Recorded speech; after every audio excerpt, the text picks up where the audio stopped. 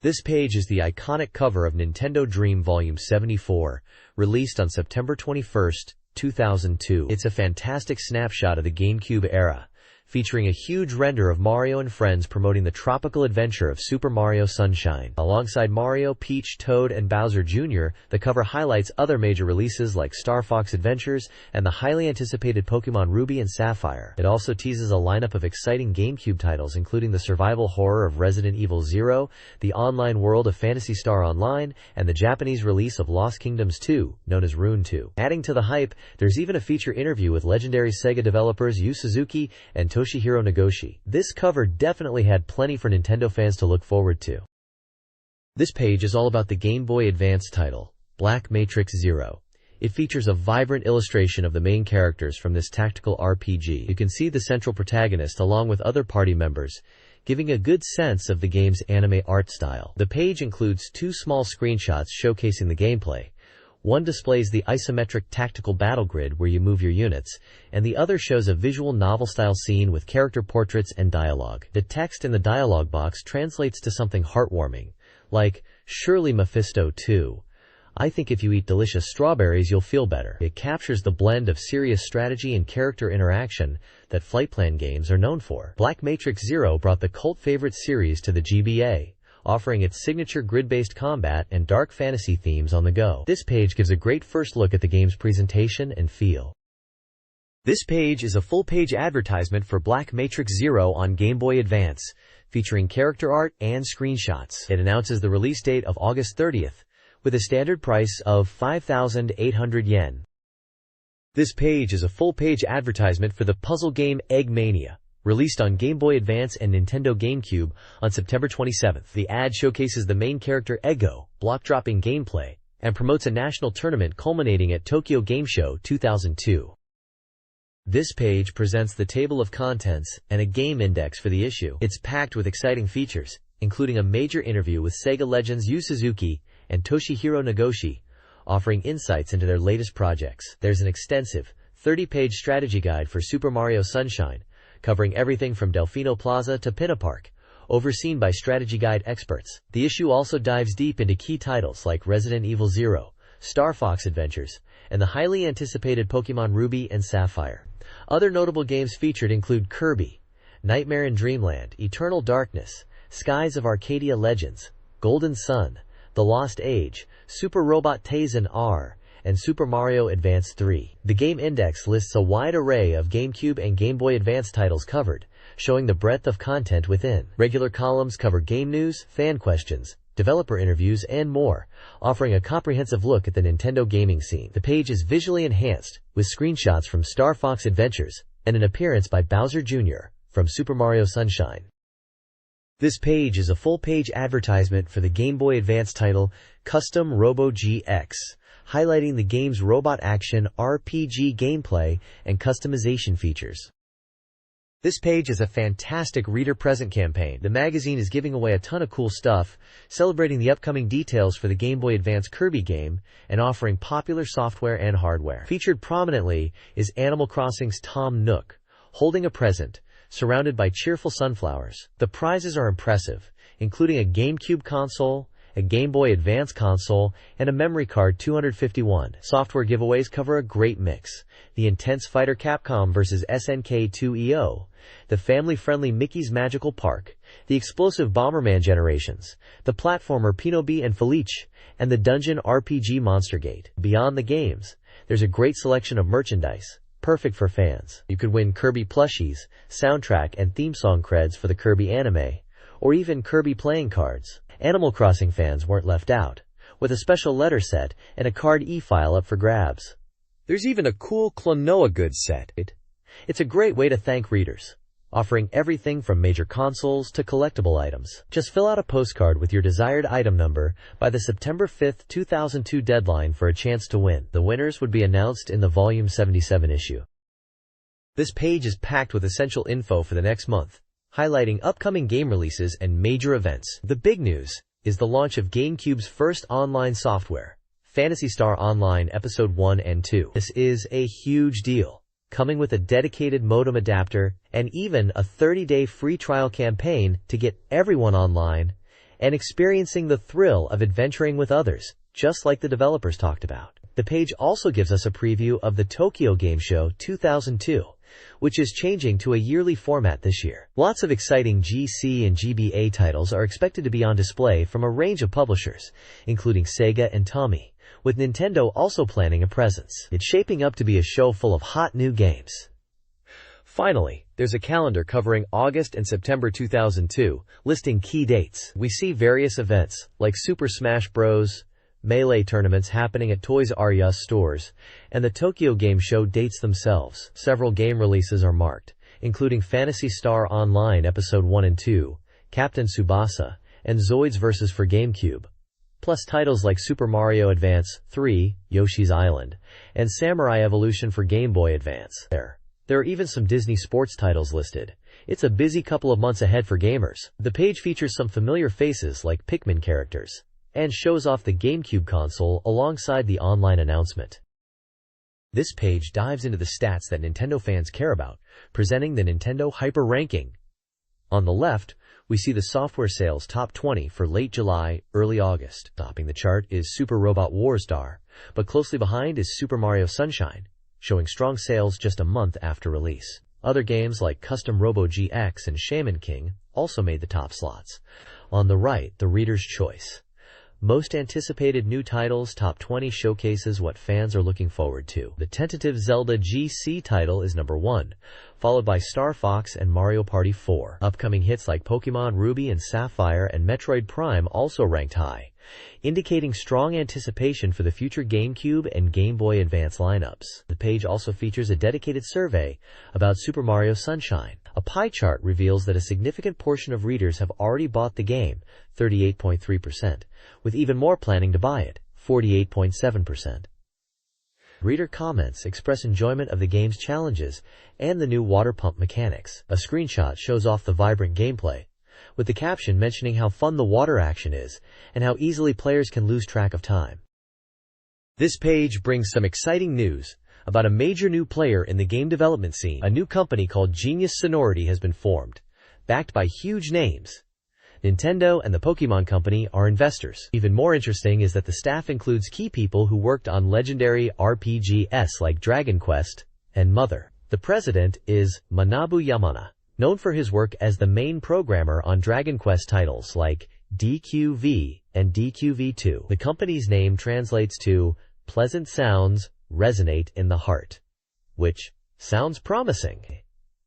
They plan to develop games for the Nintendo GameCube and Game Boy Advance, aiming to create titles efficiently using a structured development system. There's also some hopeful speculation from the magazine itself, wondering if this new studio might be the one to finally create a core Pokemon RPG for the GameCube, reminiscing about a past hope for a Pokemon 64. Finally, Genius Sonority is already on the lookout for talent, hiring for various roles including programmers, designers, and more, based in Tokyo.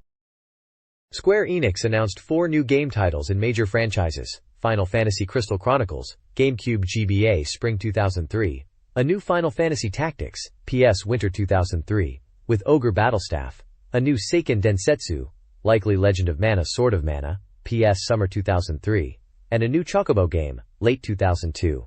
Details were limited, but the Final Fantasy Tactics game is a tactical RPG, with links to the Ogre Battle series, while the Seiken Densetsu game promises a fresh take from original staff. Demo discs were also being offered for various titles. This page features several exciting updates. First up is a report on the Sonic Party 2002 Summer Festival event held in Chiba. Sonic's co-creator, Yuji Naka, was there, greeting fans who got to play demos of upcoming GameCube and Game Boy Advance titles. There was a great turnout with activities like minigames and meet and greets, capturing the fun energy of the Sonic community. We also get a look at the music recorder MP3 accessory for the Game Boy Advance. This cool device lets you play MP3s and even record audio right on your GBA. It's set to release in October, adding multimedia capabilities to the handheld. The interface shown even includes options for music, voice, and karaoke. A neat feature for the time. In news, Compile, the legendary developer behind Puyo Puyo, is teaming up with Taito for a new arcade puzzle game called Pochito ni Cyaa. This looks like another fun, addictive puzzle title, building on Compile's legacy. Launching in arcades soon. For anime fans, there's a highlights section for the Kirby. Right back at Ya TV show, previewing upcoming episodes. It features screenshots from the anime, showing Kirby and friends in various cartoon adventures airing on CBC per tablespoon. Finally, the page announces the start of applications for the 6th CISA Game Awards. Notably, they've added a new category, specifically for unreleased titles showcased at the Tokyo Game Show, alongside awards for games released between January 2001 and March 2002. Voting is open via postcard, fax, or internet. This page features several game recommendations and news updates. First up is the Mario Club Recommended Software section, highlighting 3 Game Boy Advance titles. They recommend Custom Robo GX, noting it successfully transitions the robot action RPG series to 2Ds while maintaining depth. Next is Harukanaru Toki no Nakade, an adventure game from Koei, set in a Japanese-style world, praised for its visuals and sound, and targeted at a female audience. Finally, they cover Mr. Driller Ace, Mysterious Pakuria, the latest in the action puzzle series, which adds strategic Pakuria elements and includes a 4-player mode. The Mizuzu Link's News Dream column features a comic strip with Link discussing the weather, celebrating, getting a ticket, and looking exhausted from concert rehearsals, likely referring to the Super Smash Bros. Orchestra concert. The column also touches on news like the Esperus version of the Cardi Reader. The Topics section reports on the voice recording session for the Nintendo GameCube game Lupin III, Treasure of the Sea of Time, highlighting the participation of veteran and popular voice actors like Kenichi Kurita, who voices Lupin. There's also a report on a summer promotional tour where the mascot character Pinobi from the GBA game Pinobi and Phoebe visited various locations in Tokyo, including Akihabara, putting on paper theater performances. This page announces the upcoming official strategy guide for the highly anticipated Super Mario Sunshine. The guide, created by the Nintendo Dream staff, is described as an extremely thick, 256-page book, packed with detail. It aims to help players get all the shine sprites and blue coins. The guide features detailed maps, custom-made using CEG, and some presented in 3Ds for clarity, showing important locations and items. It's structured in 3 parts: a walkthrough of Delfino Plaza, detailed stage maps, and a complete checklist for collectibles. The article highlights the effort put into creating these maps by playing the game extensively. Visually, the page features the vibrant main artwork for the game, with Mario and FL.UDDD, a photo of the busy office where the guide was being produced, and small photos of staff members. An example shows one of the guide's custom overhead maps. There's also a preview of the guide's cover, which features a special sparkling process, with artwork spanning the front and back, depicting Mario, Peach, and Toad on a sunny beach. The guide is scheduled to be released around September 5th and is priced at 950 yen. This page presents the second part of the Giants of Sega interview series, featuring 2 legendary developers. First up is Toshihiro Nagoshi from Amusement Vision, noted for his significant collaboration with Nintendo and his new project, Super Monkey Ball 2, which is teased for page 22. The other master featured is Yu Suzuki from Segam 2, introduced as a globally recognized figure and the face of Sega development. The page promises a collection of famous quotes from both developers for readers to enjoy. The layout includes large portraits of both Nagoshi and Suzuki. This page is the 3rd installment of the Giants of Sega feature, spotlighting Toshihiro Nagoshi from Amusement Vision. You can see a picture of Nagoshi himself, along with cute images of the Super Monkey Ball characters, Ai and Mimi, and even a little baby monkey, plus a fun shot of an IA plush next to a shiny gold Mario figure. The interview delves into Super Monkey Ball 2, highlighting the addition of a story mode and more expressive characters, making them feel more alive. Nagoshi discusses the goal of making the game appealing to a wide audience beyond just kids, noting that the first game was surprisingly popular with girls. He touches on some fun character lore, like Ai and Mimi being married in the future with a child. He also talks about improving the graphics and level design, while carefully balancing the game's tempo. He expresses hope for global success, particularly in America, and wants the characters to become as recognizable as icons like Mario. Merchandise is also a point of focus, and there's a hint about future possibilities like RPG elements or more cinematic sequences. The page also includes his profile, mentioning his work on classics like the Daytona USA series and the upcoming F-Zero GX/X, highlighting his collaboration with Nintendo. It also notes that he is the 3rd person interviewed in this series. This page continues the interview with Toshihiro Nagoshi, diving deeper into the exciting collaboration between Sega and Nintendo, specifically the development of Zero-GX and F-Zero-X. Nagoshi explains that the idea stemmed from Nintendo and Sega wanting to create something unique together on the GameCube platform, a challenge he was eager to take on. He mentions that Zero was one of several potential titles considered for this joint project. He discusses the technical challenges of bringing Zero to the arcade, Zero-X, and console, Zero-GX, using Sega's Triforce arcade board, developed jointly by Nintendo, Sega, and Namco. He notes that while the core racing mechanics are familiar, the feeling of controlling the machines is different, especially with the presence of a visible pilot like Captain Falcon inside the machine, which feels fresh and adds to the immersion. There's a screenshot showing Captain Falcon standing dramatically in front of his machine, highlighting the detailed graphics that convey the intensity of the race. The caption notes how the scratches and details on the machine are realistically rendered. Nagoshi emphasizes that while the burden of the project was significant, having the goal of creating something fun and high quality was the driving force. The interview ends on this page. Looking forward to the release and reception of these highly anticipated titles. This page continues the interview with Toshihiro Nagoshi, diving further into the development of Zero-GX and F-Zero-X. He touches on character design, mentioning the possibility of characters like Mr. Ed having more realistic AI in the GameCube version. Nagoshi sees F-Zero as evolving beyond just a racing game into a character-focused experience. He reflects on the improved efficiency in game development, allowing for better focus on essentials. Regarding the E3 showing, he notes the positive feedback received, even if the booth wasn't the most prominent. The discussion moves to Amusement Vision's structure, with Nagoshi mentioning they've hired about 50 new staff. He talks about the company culture, stating that while it might have felt like a tough, sports club environment initially, the focus is on creating quality content and ensuring the company's long-term success. He also touches on the importance of fostering successors. When asked about the game he's most interested in, besides his own work, he hints at wanting to play The Legend of Zelda. Looking 10 years ahead, he hopes to still be making games.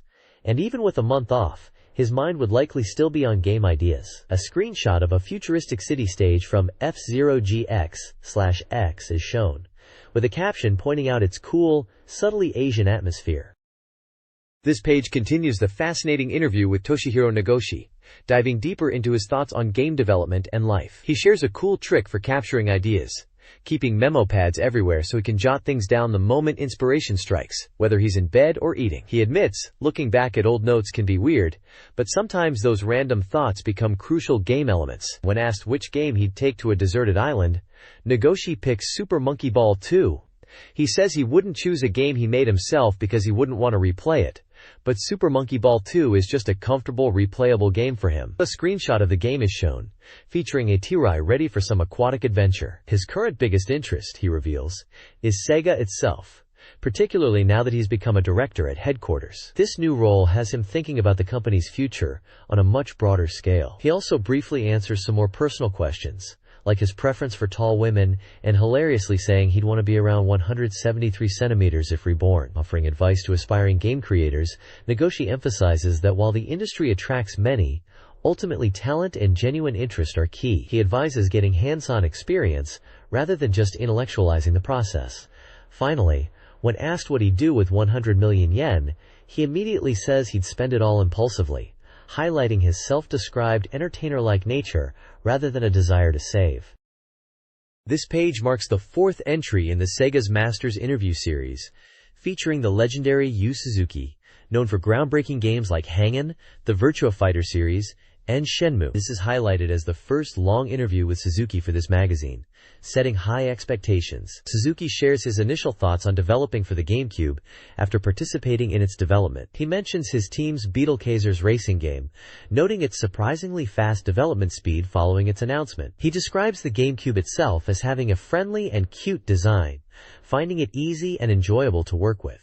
He also reflects on visiting Nintendo's headquarters in Kyoto, describing the experience and the people he met there. He found them to be gentlemen who approached things deeply and maintained good, traditional customs, a strong impression he valued. The interview touches on his upcoming project at AM2, tentatively titled Virtua Fighter Quest. While coy about specifics, he reveals it incorporates RPG elements, but is fundamentally an adventure game focused on exploring a town interacting with characters, and following the story. He characterizes it as a thinking type of game, where players take their time. A sidebar photo shows Yu Suzuki alongside Shigeru Miyamoto, referencing a past conversation they had about what games they would like to make for the GameCube, underscoring the significant relationship between these two industry giants. This interview gives a fascinating glimpse into the mind of a master creator as he tackles new hardware and projects.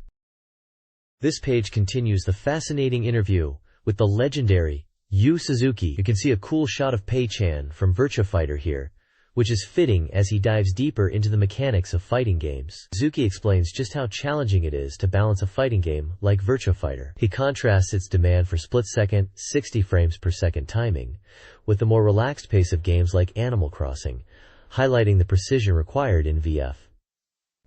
He also elaborates on Virtua Fighter Quest, confirming it's less a traditional fighting game and more an adventure title with RPG elements, where the focus is on exploration and story progression. He mentions that AM2, his division at Sega, is actively developing multiple titles for the Nintendo GameCube, which is huge news. He shares that AM2 is Sega's largest development team, with around 200 staff members.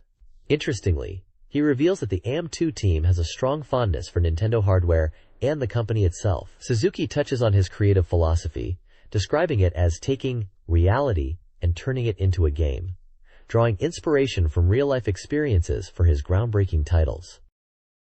The next page continues the interview with Yu Suzuki. He talks about his experience developing for Nintendo hardware, praising the GameCube, but emphasizing that creating engaging software is key regardless of the platform. He mentions visiting Nintendo in Kyoto and discussing games with Mr. Miyamoto and others, finding the experience inspiring and making him proud of Japan. Suzuki also touches on his current interests, discussing the desire to innovate and potentially create entirely new game genres, specifically mentioning exploration of new ideas within RPGs. He muses about his future, predicting he'll still be creating things, maybe even dabbling in bonsai or music, given his parents were music teachers. He expresses pride in the hard work of the AM2 staff, and jokes about holding the record for the most overtime at Sega, claiming 356 hours in 1 month. Images on the page include characters from Dead or Alive Beach Spikers, Yu Suzuki's Van Halen model guitar, and information about Sega Yonin Uchimajong MJ.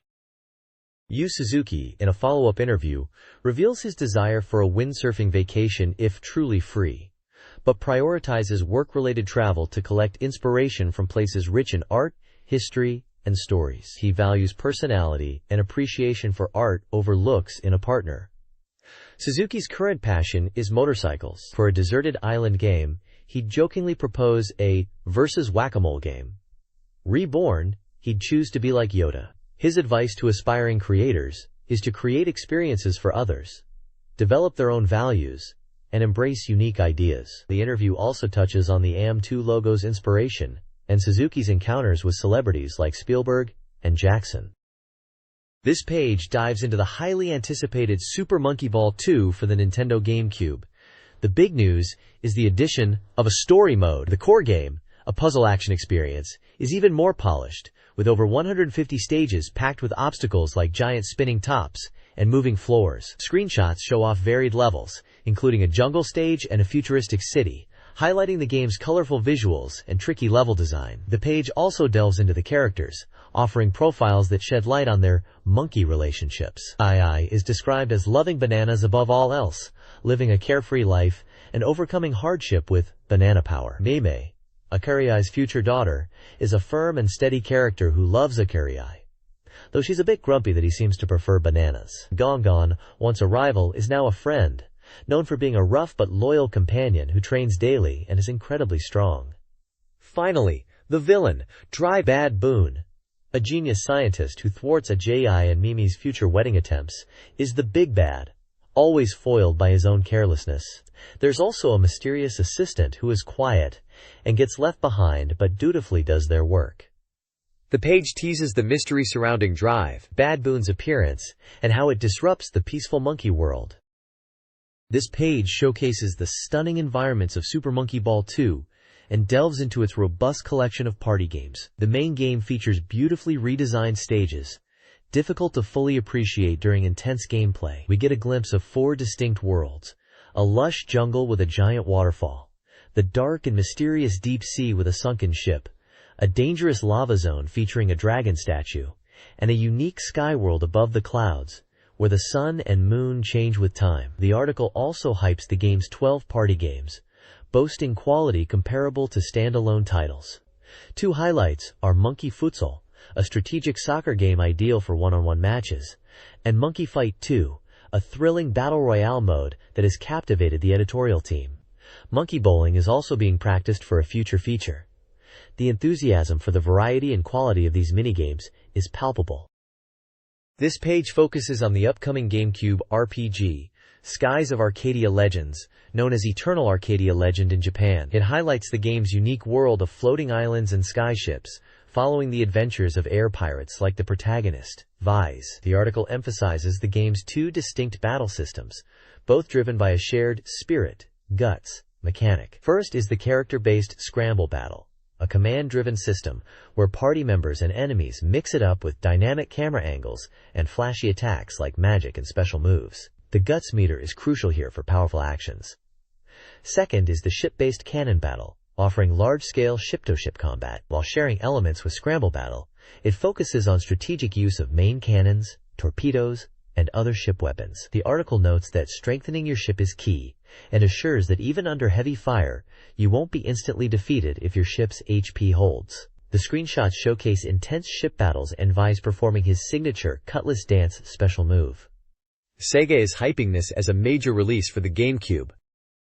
This page delves into the primary antagonists of Skies of Arcadia Legends, the formidable Valio Empire, and their invincible air fleet, the Armada. It showcases the overwhelming power of their Iron Fleet, featuring various massive airships including Galcian's distinctive flagship, the Serpent. The page introduces two key figures from the Empire: Galcian, the ruthless commander-in-chief of the fleet, and his enigmatic deputy, Ramirez. Galcian is depicted as a cold and unforgiving leader who boasts immense military strength. Ramirez is presented as Galcian's fiercely loyal second-in-command, renowned for his blindingly fast and destructive sword skills. A significant highlight for the GameCube release is the addition of original recollection events. These new scenarios promise to expand the story and characters, potentially offering insights into the past of individuals like Ramirez, as suggested by an image showing a younger version of him. This new content aims to provide fresh episodes not present in the original game.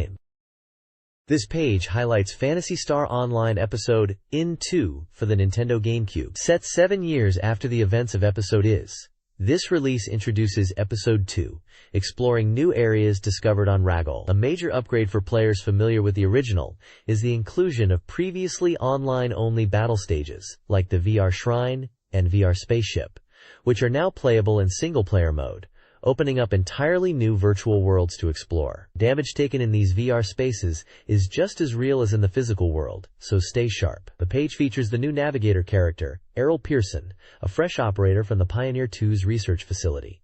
She's depicted prominently and is key to guiding players. Mission assignments come from Natasha, another new face operating from the lab. Players can contact Errol for navigation and information via communication terminals called Comical, scattered throughout the field. The GameCube version promises uncharted territories and experiences not seen before. This page dives into the challenges waiting in Episode 2 of Phantasy Star Online Episode In and 2, specifically highlighting some formidable mid-bosses you'll encounter in the newly discovered areas of Ragol. Beyond the central control area, players can venture into the jungle, mountain, and coastal areas, each home to powerful foes. First up is the G-Iga, found in the coastal area. This mid-boss was previously introduced, and it's a tricky mechanical enemy known to confuse players with its patterns. Next, the jungle area holds the Marilia and their mid-boss, Maricaral. Maricaral is described as a large, plant-like creature that is mostly rooted but can unleash sudden thrust attacks, requiring caution. It appears alongside numerous Marilias, which attack with large scythes and fire bullets that inflict status effects. Getting caught surrounded by Marilia alongside the Maricaral is certainly something to avoid. Finally, in the mountain area, you'll face Gilpools. This mid-boss is the leader of the Gibbon creatures, and lives up in the highlands. It's a power type with a violent personality, delivering continuous attacks by slamming its arms down. Gilpools also possesses high jumping ability, sometimes leaping into the air to stomp down on players. Its attacks pack a serious punch, so fighting carefully is essential, especially when your HP is low. The page features screenshots showing each of these bosses in action within their respective environments. This page is all about Super Mario Sunshine. The vibrant blue and tropical setting immediately capture the game's feel. You see Mario happily riding Yoshi, equipped with his faithful water-spraying companion, Flood. The large text at the top highlights that strategy guide staff provided full supervision for the content. Below, the game's big logo dominates the bottom half of the page, alongside the iconic sun emblem. Key points mentioned include compiled strategies for areas like Serena Beach and Monty Village, a revelation on how to make Yoshi your ally, and essential techniques from the strategy guide staff. There's also a box summarizing the game's details.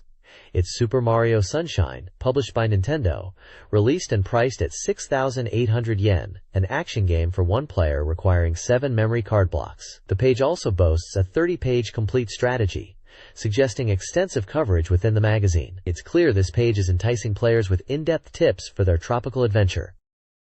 This page dives deep into Super Mario Sunshine strategies, revealing some truly eye-opening techniques. First up, there's an incredible trick to defeat the boss Pete Ni Piranha by pulling him just twice, a massive shortcut compared to the usual method. The screenshots show the boss fight and highlight the key moments. Next, the magazine spills the beans on a forbidden great shortcut in Rico Harbor. This amazing find lets you skip the lengthy climb up the iron frame by using hover techniques to reach the destination quickly from the start. The step-by-step images clearly demonstrate how to pull this off by jumping, hovering, and latching onto the bottom of the platform. The page also teases other emerging useful techniques discovered by the strategy guide staff. Two particularly interesting ones are mentioned: the embarrassing mustache dance, which seems to be a quirky animation exploit, and the ability to walk around while stuck in Mario's first-person perspective after using the turbo nozzle. These are the kinds of fun glitches dedicated players love to find. This page continues the deep dive into Super Mario Sunshine strategy, revealing how to unlock and access 3 more stages: Serena Beach, Pianta Village, and Noki Bay. It reminds players of the shine sprite requirements for these new areas, as well as the previously covered Bianco Hills, Rico Harbor, and Pinna Park. The major focus is on recruiting Yoshi as a partner, which is essential for reaching Serena Beach. The guide details the process. First, clear Pinna Park Story 4, which causes Shadow Mario to appear in Delfino Plaza. Catch him, and a Yoshi egg will appear. Feed the egg the specific fruit it wants, and Yoshi will hatch. To get to Serena Beach, you need to ride Yoshi and have him eat the large pineapple plugging up the pipe near the Elder statue in Delfino Plaza. The page then covers Yoshi's unique abilities. He's a powerful ally with a great flutter jump that allows for impressive height and distance. He can also use his tongue to grab enemies and fruit, which he then digests to produce juice. Eating different fruits changes the juice color and effects, such as melting specific obstacles like orange goop or seals. Be warned though, Yoshi will disappear if he touches water. Finally, the guide points out specific story missions across Rico Harbor, Pinna Park, and Serena Beach, where Yoshi is absolutely necessary to proceed. Screenshots throughout the page illustrate getting Yoshi, his abilities, and specific areas where he's needed. This page serves as a beginner's hall for Super Mario Sunshine, addressing common control difficulties players might face early on. It tackles issues like getting out of the water by keeping the stick neutral before jumping, safely landing on narrow platforms using the hip drop, and successfully performing spin jumps by ensuring a full stick rotation. It also provides crucial tips for the wall kick, emphasizing straightening the camera and timing the inputs correctly. Beyond basic movement, the page outlines the next steps in the adventure, explaining how to reach Serena Beach by collecting 20 shine sprites and looking up at the sun from the Pillar of Light in Delfino Plaza. It then details unlocking Pianta Village, which requires 30 shine sprites. Crucially, it explains how to obtain the turbo nozzle at 25 shines and the rocket nozzle at 30 shines by catching Shadow Mario in Delfino Plaza each time. Once the rocket nozzle is acquired, players can use it to reach the top of the Great Shine Tower and warp to Pianta Village. This page dives into the secrets of Delfino Plaza, highlighting it as a unique area distinct from the main stages. Unlike the story-driven episodes elsewhere, Delfino Plaza is packed with hidden shine sprites that require exploration, puzzle solving, or clearing specific mini-courses. Some shines even require using Yoshi or specific nozzles unlocked later in the game. The page maps out 10 specific shine locations within the plaza. It provides a rundown of the various mini-courses players will encounter, including the treacherous slide course where precise movement is key, the challenging pachinko machine requiring careful navigation on a fruit boat, and the rapid descent, a vertical challenge demanding skilled use of the hover nozzle. Beyond the mini-courses, other shines involve unique tasks. Paying a monte on a rooftop to be thrown to a secret area, washing away hidden graffiti and sand to reveal shines, breaking crates against the clock, washing a dirty bird that flies away, breaking a specific door with the turbo nozzle, and ground pounding a marked spot on the lighthouse after using the rocket nozzle to reach it. It's clear Delfino Plaza is a hub of diverse challenges, pushing players to master all of Mario's abilities and nozzle functions to find every last shine. This page delves into some of the new mini-courses accessible in Super Mario Sunshine once you acquire Yoshi, the turbo nozzle, or the rocket nozzle, as they are required to even enter these challenges. First up is the rapid descent, requiring Yoshi. Described as the most difficult, this course involves riding fruit boats and navigating tricky waterways. A screenshot shows Mario on a leaf trying to collect coins, highlighting the need to precisely time your F.L.U.D sprays to control speed and direction on the fast-moving leaf. Falling into the water sends you back to the start. Next is the Turbo Dash, which you access by using the turbo nozzle to break open the police station door in Delfino Plaza. The key challenge here, as the text emphasizes, is mastering the timing of your jumps while using the constant forward thrust of the turbo nozzle. A diagram shows a numbered platforming path, suggesting a set route or challenge through the course. Finally, the grassland mini-course is reached using the rocket nozzle to get to a pipe on a cliff after melting something with Yoshi's orange juice. This course focuses on resource management, specifically conserving water. Hints detail obtaining red coins from various sources like defeating enemies, finding hidden spots, washing a bird, extinguishing fire, breaking a watermelon block, and coins along the path, reinforcing the need to be efficient with your water supply. The next page dives into Bianco Hills, a crucial area in Super Mario Sunshine, where you need to clear the remaining story missions to bring peace back to the village. This area presents a mix of challenges, including multiple encounters with the massive piranha plant boss, athletic platforming without your trusty FLL.UDD, and extensive red coin hunts. The guide walks you through key stories. First, you tackle the piranha plant blocking the path to the Great Windmill, needing to water its open mouth to defeat it. Then, you face the same boss again on the windmill roof, using water to knock it down and ground pounding its weak root. A secret cave on the cliff features a tricky athletic course, where you're initially without F.L.U.D, later becoming a timed red coin challenge. Collecting red coins in the village is detailed, noting that the rocket nozzle, which becomes more relevant from Story 6 onwards, is a big help for reaching high spots. Finally, you rematch the piranha plant on a hill, using smaller enemies to wake it up before taking it down again. The guide points ahead to further stories and red coin challenges in Bianco Hills on the following pages. The next page continues the Super Mario Sunshine coverage, focusing on Story 6 in Bianco Hills, titled, Secret of the Polluted Lake. Ride a leaf boat through the lake and challenge the athletic course. This story involves navigating the now polluted lake, where falling in causes damage, by riding dissolving leaves. The goal is to switch between these unstable platforms to reach a cave. The guide points out the leaves move against the direction of water sprayed by FLUDD. There's even a challenge technique, suggesting an alternate route by using a precise triple jump from a path near the Great Windmill to bypass the leaf section entirely. The page then details the challenge inside the cave, an athletic course filled with tricky flipping and rotating platforms.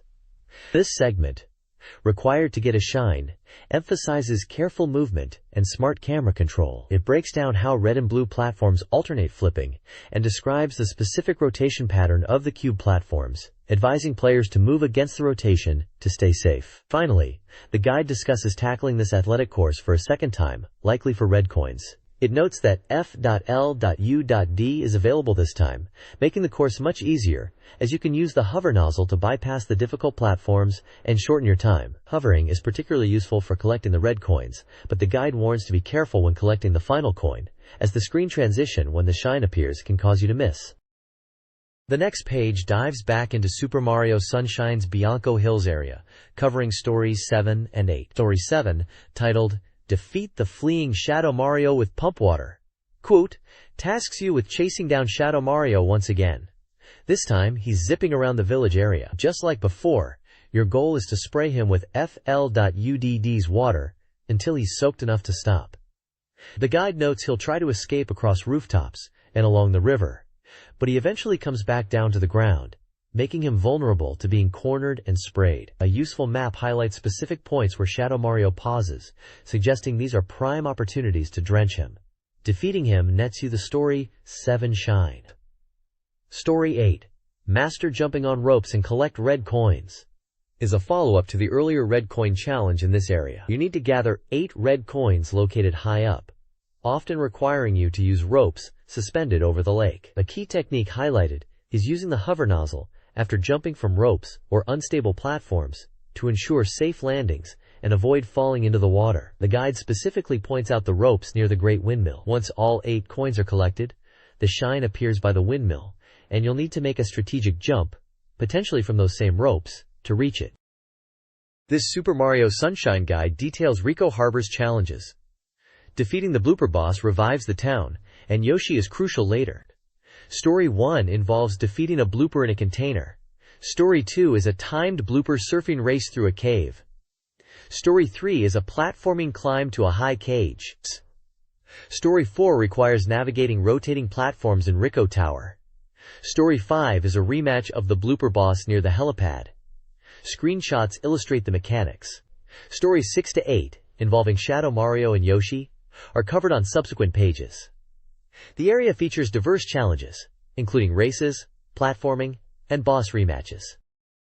This page dives deeper into the challenges of Ricco Harbor in Super Mario Sunshine. Story 6 puts you on a blooper for a thrilling race against the clock to collect 8 red coins scattered across the water. The guide smartly recommends the green blooper for its easier turning, essential for grabbing coins in tight spots near platforms and boats. Nail all 8, and the shine sprite pops out, ready to be snatched up even while you're still surfing. Then, Story 7 brings back everyone's favorite paint-splattering doppelganger, Shadow Mario. This time, you'll be chasing him across the intricate steel structures and narrow walkways of the harbor. The map highlights his predictable stopping points. The strategy here is to pursue him onto the high steel frame, and then find a key vantage point on a nearby platform. From there, you can use Mario's perspective view to precisely aim your water spray and take him down. It's a tactical chase that rewards good positioning. This page details the strategy for completing Story 8 in Ricco Harbor in Super Mario Sunshine, focusing on using Yoshi to melt an orange seal blocking the path to a shine sprite. To even attempt this mission, you first need to unlock Yoshi by clearing Story 4 in Pinna Park. The guide explains the steps involved. First, you need to find Yoshi's egg in the harbor marketplace and feed him the specific fruit he's craving, which is often a durian. Once hatched, Yoshi's abilities are key. The guide highlights using Yoshi's juice, his spittle, which changes color and effect depending on the fruit he's eaten. To cross the water towards the shine, you'll need to feed Yoshi a durian to get grape juice. Shooting this juice at the blooper enemies in the water turns them into temporary platforms, allowing you to jump across to the other side. Further along, you'll need to change Yoshi's juice type by feeding him a different fruit, like a coconut, to get peach juice. This juice has different effects, such as dissolving the pesky orange seals. The page also includes a helpful chart showing which fruits produce which juice colors, orange, peach, grape, and their effects, such as dissolving orange seals, turning enemies into platforms, or moving platforms horizontally. Finally, using the correct juice to melt the orange seal grants access to the well-deserved shine sprite. This page dives into the heart of Delfino Plaza, the central hub of Super Mario Sunshine, here referred to as Mama Beach. It's described as a relaxed resort area, perfect for exploring, whether it's navigating between the mirrors and towers, or finding red coins while scuba diving. The difficulty here is low, encouraging players to simply enjoy the sunny atmosphere. The page breaks down the first 4 main stories and a hidden shine sprite challenge. Story 1, Mysterious Sprout and Sandcastle, involves watering peculiar sprouts around the plaza to grow them, eventually revealing a sandcastle containing an athletic course. Story 2, Wobbling Mirror Crash, focuses on dealing with the Gooper Blooper, who is disrupting the process of hatching the giant sand bird egg, requiring you to use the surrounding mirrors in a well-timed hip drop. Story 3, Raging Gooper Blooper sees the blooper back for revenge, and you'll need to use the sand sprouts strategically to stop its rampage. Story 4, Birth of the Sandbird, challenges you to ride the newly hatched sandbird as it flies around the tower, collecting red coins scattered across its back. There's also a note about a hidden shine sprite found by watering a sprout behind the large tower, which opens a path to a secret area. Stories 5 through 8 are also listed, indicating they are covered on subsequent pages. This page serves as a great guide to tackling the initial challenges and secrets within Delfino Plaza. This Super Mario Sunshine guide covers Pinapark challenges. Story 5 details a monsterman race up a steep hill, emphasizing the crucial shortcut and wall jump technique for efficient ascent. Story 6 focuses on finding hidden red coins underwater. 8 coins are scattered around coral reefs, 6 are static, and 2 follow fish schools. The guide highlights the use of the camera to locate these coins, noting 1 coin hidden amidst red coral. Players are cautioned about Puku Puku enemies and advised to utilize the coral for evasive maneuvers. Screenshots and a map are included.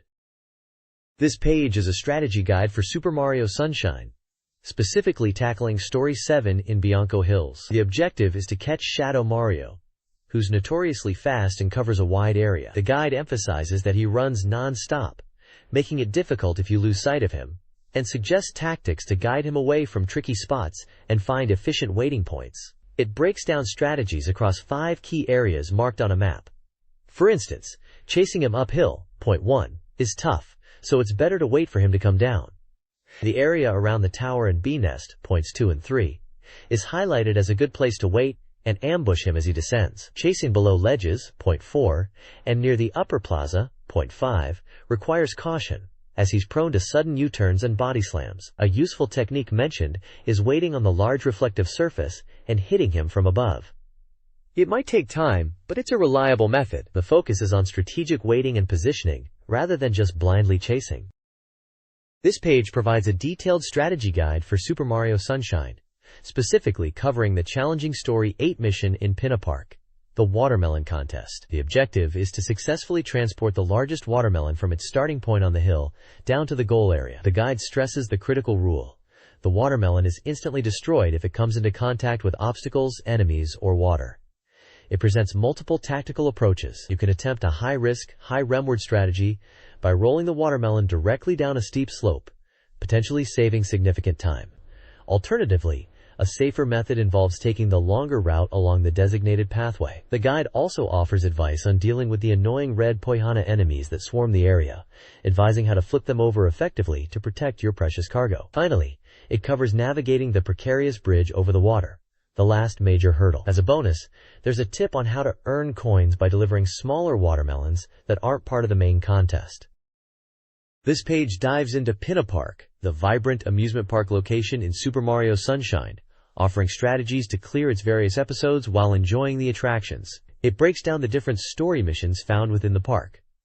The guide highlights key objectives like facing off against Mecha Bowser piloted by Bowser Jr. in Story 1, navigating challenging athletic courses accessed through cannons in Story 2, collecting red coins around the pirate ship in Story 3, and objectives involving saving a sunflower, Story 4, stopping a runaway Ferris wheel, Story 5, uncovering secrets on the Yoshi Go Round, Story 6, and confronting Shadow Mario in Story 7. Story 8, the Jet Coaster Ride, is also mentioned here and links to the previous page, P47, which covered the infamous Watermelon Contest mission. Additionally, there's a helpful tip section explaining how to defeat the egg-like Nokobon enemies. You need to spray them with Flood to wake them up, then perform a ground pound once they're stunned to defeat them and earn coins. The page includes a map of Pinapark to show the locations of the various stories and attractions.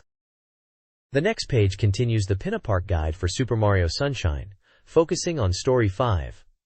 Stopping the Ferris wheel, to the boss sleeping on the net of gold. The goal here is to scale the massive jungle gym structure behind the runaway Ferris wheel and take on the boss slumbering at the very top. The guide provides a clear step-by-step walkthrough. It starts by explaining the basic movement across the blue and green nets that make up the jungle gym, noting that green nets are easy to grab onto. It then details how to deal with the electric Nokobon enemies found stuck to the nets.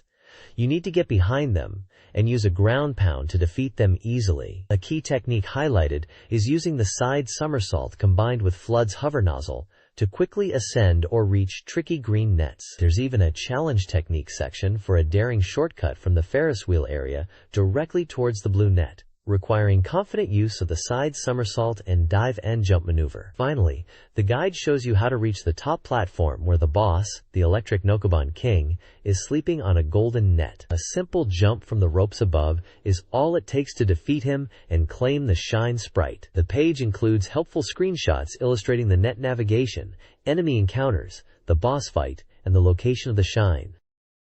This Super Mario Sunshine guide details Story 6 of Pin-A-Park, focusing on Yoshi's Ferris wheel. Players must feed a Yoshi egg pineapple or papaya to hatch an orange Yoshi, then take him to the Yoshi-Go-Round to access the athletic course. The course has 2 playthroughs, the first requiring precise platforming and wall kicks, the second allowing the use of FLUDD's hover nozzle for easier traversal. The guide emphasizes using hover jumps and a combination of side somersault and hover to reach higher coins, particularly coin 8. This page continues the guide for Super Mario Sunshine's Pin-A-Park levels. First up is Story 7, focusing on chasing down Shadow Mario. The guide highlights that his route is simple, with many stopping points, making him easy to catch even if you lose sight. The best strategy is to cut him off in the plaza near the park entrance, where you can easily corner him. Next is Story 8, the Jet Coaster Challenge, where you ride a roller coaster and pop balloons with rockets. This level is all about memorization and practice. The key is to learn the placement of the balloons and figure out which rockets are best used for which groups. The map shows the locations where you can grab rockets, numbered 1 through 11. The guide gives examples, like using the rocket at point 3 to hit 3 balloons lined up near the waterfall, or the rocket at point 9 to hit another group of 3. Finding points where you can pop multiple balloons with one rocket is crucial for success. A general tip is to aim slightly downwards for easier hits. The page includes screenshots showing Mario chasing Shadow Mario and Mario on the roller coaster aiming at balloons. Serena Beach in Super Mario Sunshine, while seemingly peaceful, is riddled with graffiti and enemies. Players must explore Hotel Delfino, including the beach, casino, and hotel floors, to collect shines and complete various stories. These include confronting the Manta Boss, cleaning up the beach, and uncovering secrets within the casino. A detailed strategy for defeating the Manta involves luring it near a safe zone on the beach, spraying it to break it into smaller pieces, and then using sprinklers or a spin attack to eliminate the final pieces. The guide also highlights other stories, like Shadow Mario encounters and collecting red coins. Screenshots of key locations like the lobby and casino are included. This page delves into Story 2 of Serena Beach in Super Mario Sunshine, uncovering the secret of the hotel lobby and tackling a challenging athletic course. To access this course, you need to spray water on the block King Boo, floating in the lobby fountain. This temporarily solidifies him, allowing you to jump on him. From there, you'll ascend the hotel floors via various platforms, eventually reaching the athletic course entrance, located in the mouth of a giant King Boo statue. The athletic course itself is highlighted as featuring different types of blocks, requiring specific methods to destroy. Watermelon blocks crumble when hit with a hip drop, while standard brick blocks are broken by jumping into them from below. The guide provides strategies for navigating the course, split into 2 main sections or rounds. The first round involves getting a 1-up, using wall kicks, and traversing obstacles from a frontal camera view, carefully dropping down ledges one by one. The second round emphasizes using hover jump to cross gaps, finding secret entry points by falling, destroying blocks to clear paths upwards, and even suggests that a well-timed spin hover can serve as a shortcut. Catching shine sprites at the end requires precise jumps like the side somersault. The screenshots clearly illustrate the different sections of the course and the techniques required. This guide details obtaining the shine sprite in Story 3 of Serena Beach. Players must reach the 3rd floor pool first, spray a Teresa painting on the 1st floor to reach the 2nd, and then spray mirrors on a wardrobe to access the next area. On the 2nd floor, spray block Teresa ghosts to create platforms to the 3rd. There, spraying a bookcase creates a path. Next, find the pine fruit from wooden boxes on the 2nd floor and return to the 1st to hatch Yoshi. Ride Yoshi to the rooftop, Use him to defeat Block Teresa, and hip drop through a cracked floor on the rooftop to reach the third floor pool and the Shine Sprite. Detailed floor plans and screenshots are included for visual clarity. The next page details Story 4 of Serena Beach in Super Mario Sunshine, focusing on the secret behind the Delfino Casino. To access the area, players must first clear the casino games. The guide explains that spraying water on the left and right giant slot machines until they both land on 777 will open a curtain, revealing the Shine Panel. Completing the Shine Panel puzzle by flipping all 16 tiles reveals the entrance to an athletic course. The majority of the page provides a walkthrough for this challenging course filled with moving platforms. Strategies for navigating obstacles like rotating platforms, shifting cubes, and moving poles are detailed, emphasizing observation and timing. The guide also points out how to collect the red coins scattered throughout the course, sometimes requiring specific moves like side somersaults and precise hover adjustments. Screenshots visually accompany the text, showing the layout of the course and key moments for executing the platforming techniques. This Super Mario Sunshine guide covers Stories 5, 6, and 7. Story 5 involves defeating King Boo at the Casino Roulette, spraying King Boo with water to spin the slots, grabbing peppers, and throwing fruits at him are key to defeating him. Story 6 tasks players with cleaning electric goo from Serena Beach within 3 minutes. Using sprinklers, barrels, and body attacks to clear large areas of goo efficiently is crucial. Finally, Story 7 has players battling Shadow Mario, a disguised King Boo, on the 1F and 3F floors. Shadow Mario's path is marked by red dots on the map. Players should ambush him at these spots rather than chasing him into rooms. The next page continues the Super Mario Sunshine Guide for Serena Beach.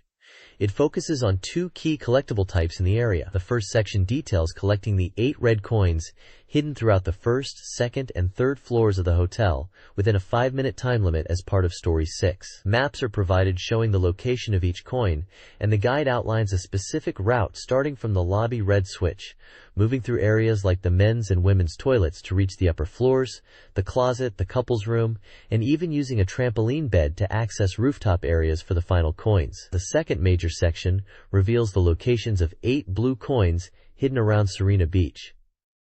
These special coins appear when Mario sprays water on certain spots. The guide showcases various locations where these coins can be found by spraying, including a stone statue on the beach, fires outside the hotel and near the casino, a flower bed, and several spots inside the hotel on the 3rd floor like the ceiling, an ornament, a bookshelf, and a painting.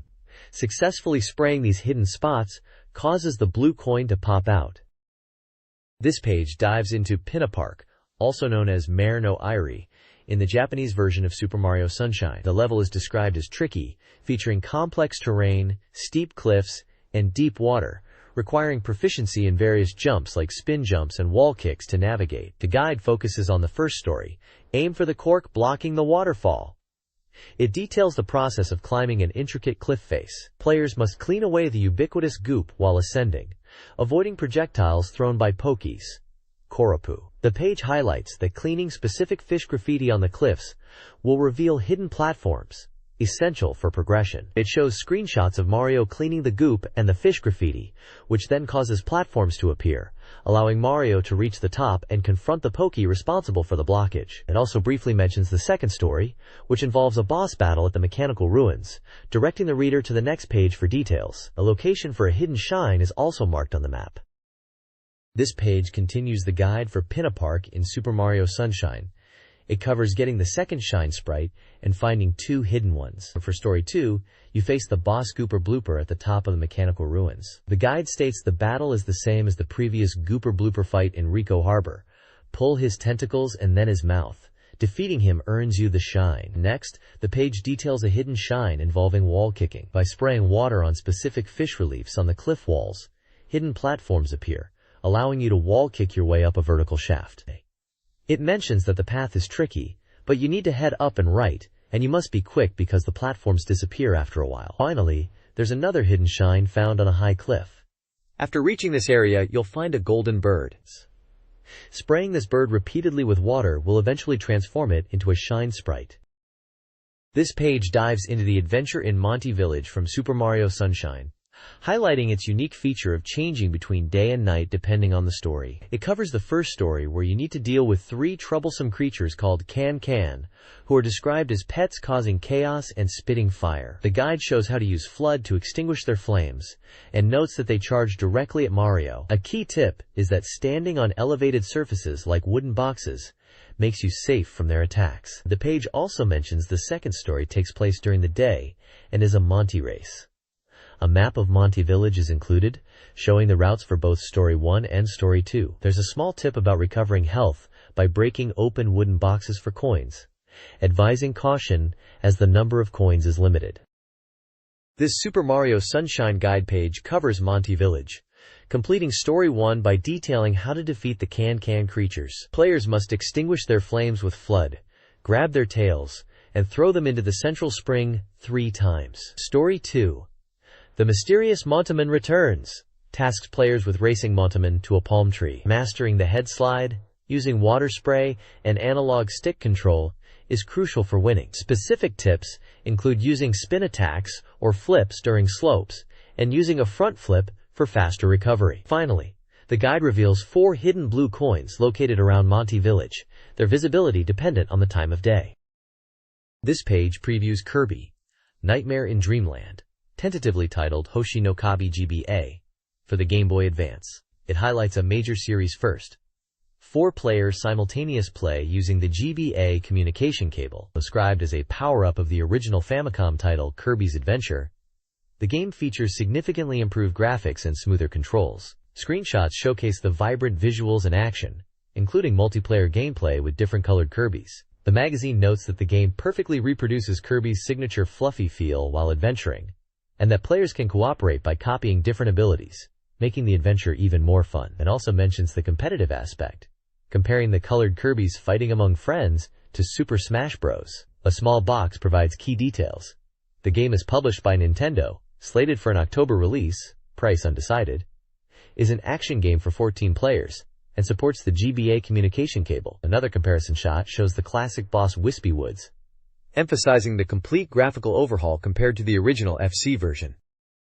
This page dives deep into the amazing copy abilities in Kirby, Nightmare in Dreamland. It explains that while Kirby's basic attack is inhaling and spitting, the key to mastering the game is utilizing the whopping 24 different abilities by inhaling enemies that possess them. This page highlights 9 of these awesome powers. Featured here are classic and versatile abilities, like Ice, allowing Kirby to freeze foes into projectiles, and Burning, where Kirby becomes a fiery projectile himself, great for taking out airborne threats. You'll see Mike, the screen-clearing soundwave attack usable 3 times with increasing power, and Backdrop, a close-range grappling move to toss enemies around. The page also shows off Stone, transforming Kirby into an invincible, enemy-crushing rock.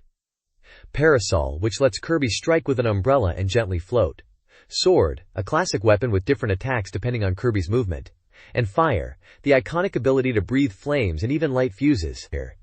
There's even a mention of the Beam ability, firing a whip-like energy projectile. The magazine emphasizes that mastering these different abilities is essential for advancing through the stages, and makes the adventure incredibly fun.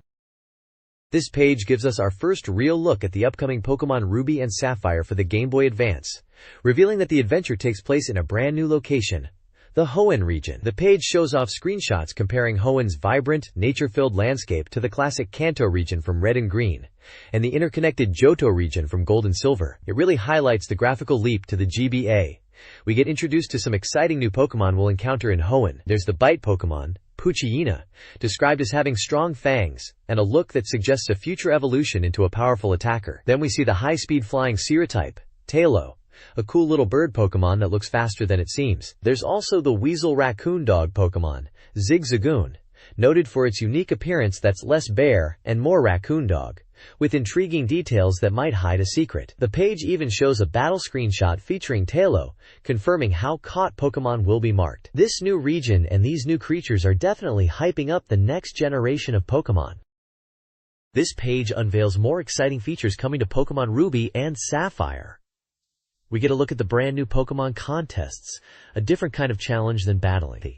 These contests are held in various towns and judge your Pokémon based on categories like coolness, cuteness, smartness, beauty, and toughness, rewarding winners with ribbons. It's a way to show off how well you've raised your Pokemon, with the audience and judges deciding the outcome. The page shows the contest hall and even an Azurill participating and winning a ribbon in the cuteness category. Beyond contests, the page highlights the introduction of Pokemon abilities. These are special traits that give Pokemon unique effects in battle. We see Sharpedo and its ability, Rough Skin, which damages opponents who make direct contact.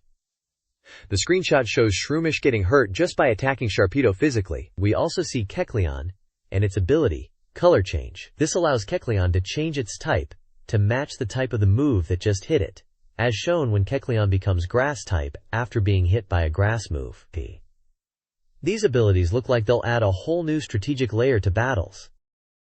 This page dives into Star Fox Adventures, showcasing Fox McCloud and Crystal, with a glimpse of the adorable Tricky. It announces the impending release, just over a month away, and highlights that the full scale of this massive project is finally becoming clear, marking the series' return 5 years after the N64 entry. The article provides key details. The game is an action-adventure title for the Nintendo GameCube, releasing on September 27 for 6,800 yen, supporting 1 player and using 3 memory card blocks. Screenshots give us a look at the gameplay, explaining elements like controller actions, such as the A button for attack, which changes depending on what you're doing. We see Fox's health meter, divided into segments, a map display showing Fox's current location in the field, and a look at the item inventory, showing how many of each item you possess, and hinting at their various roles. There's also a mysterious display related to Tricky, possibly indicating actions or their count. The game features puzzles, like setting gears, and even includes sequences where you get to fly the Arwing again, adding a familiar shooting stage element to the adventure. It looks like a significant evolution for the Star Fox series, moving the action primarily to the ground on the dinosaur planet.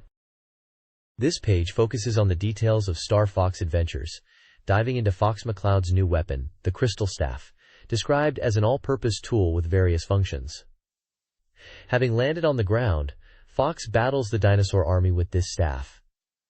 The article explains that the staff gains new magical abilities as the adventure progresses. One highlighted ability is using the staff to propel Fox upwards for a high jump, seen in a screenshot. Another shows a heat blast emanating from the staff's tip, potentially for attacking enemies or solving puzzles. The third ability depicted is an impact wave that damages surrounding foes. The page also introduces new key characters appearing in the game. General Scales is presented as the leader of the evil dinosaur army, plotting to take over Dinosaur Planet, but his true motives remain mysterious. Crystal is described as a young girl holding the key to the story. Players will control her in some scenes, including moments riding a winged dinosaur.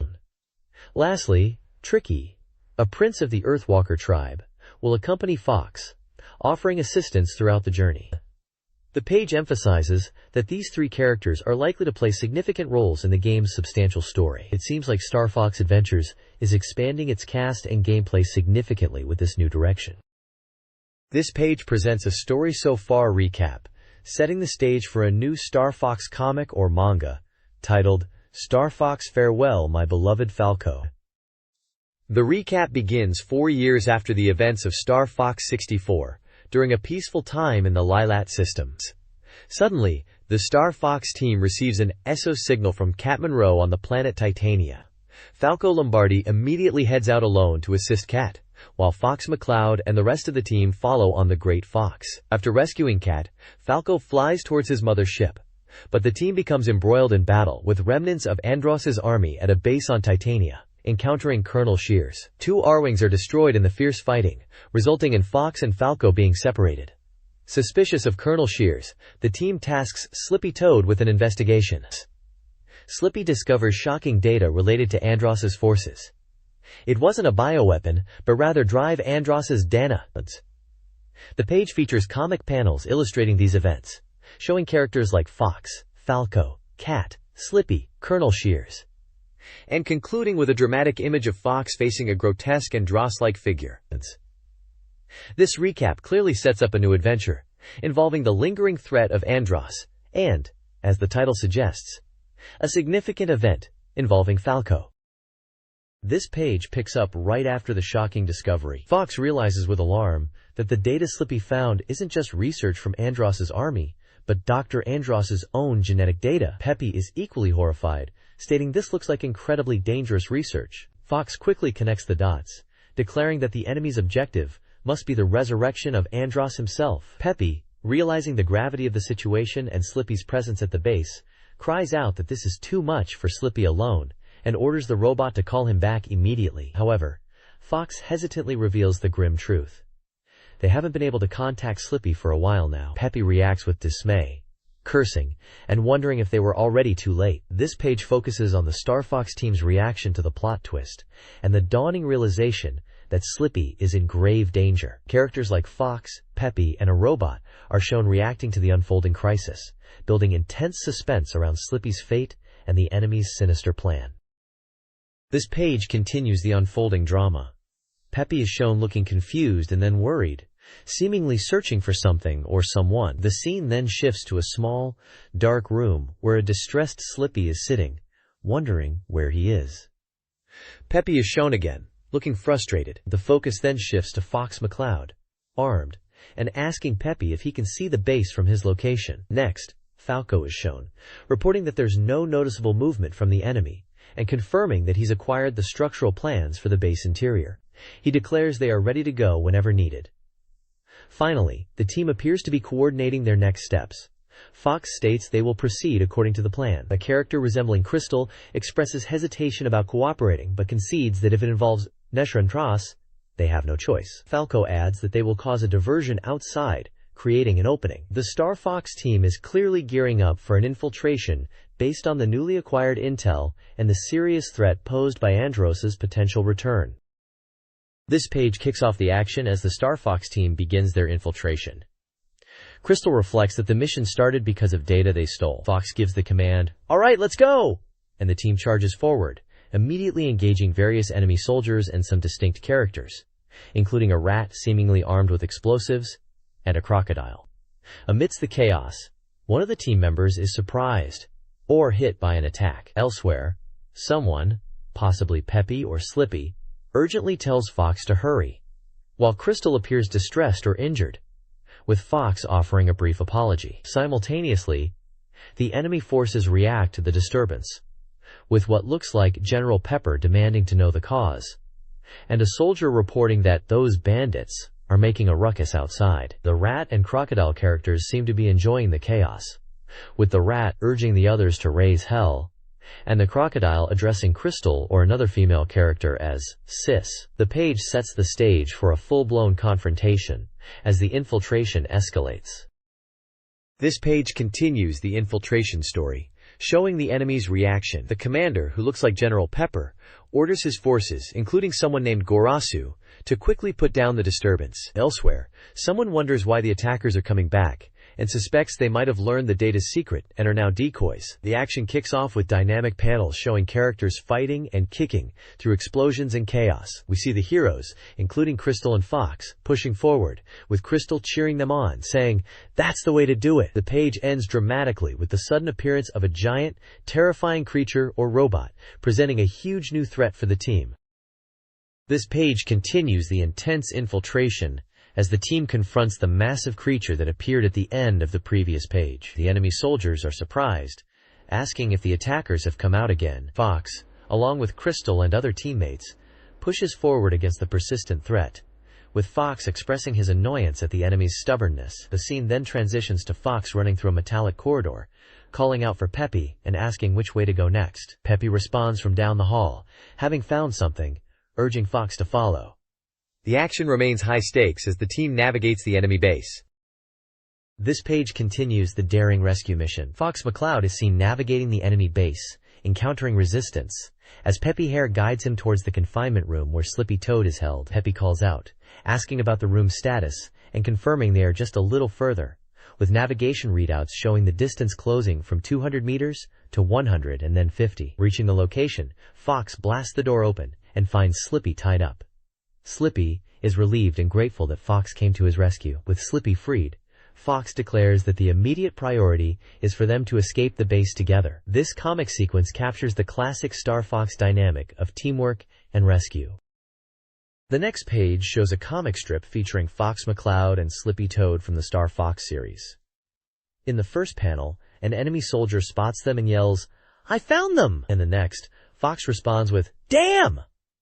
Slippy then shouts, wah! As someone in green armor and boots is walking towards him to attack. They then dive into a nearby room, with Fox shooting at the door control panel and Slippy forcing the door closed. In the final panels, they catch their breath, and we can hear Fox asking if Fox is alright and wondering where they are, as Slippy then asks if Slippy is there. This page continues the Star Fox comic strip. Fox and Slippy are in a lab, and Fox is shocked, exclaiming, Andros? Slippy is equally surprised, shouting, huh? It's Andros? Fox wonders if Andros's research was completed. The panel depicts a giant brain with eyeballs floating in a tank. The next page continues the Star Fox comic strip. The character in the green military uniform, seemingly in charge, greets Fox McCloud. He asks if Fox likes his greatest creation, while Fox recognizes the antagonist, Seals.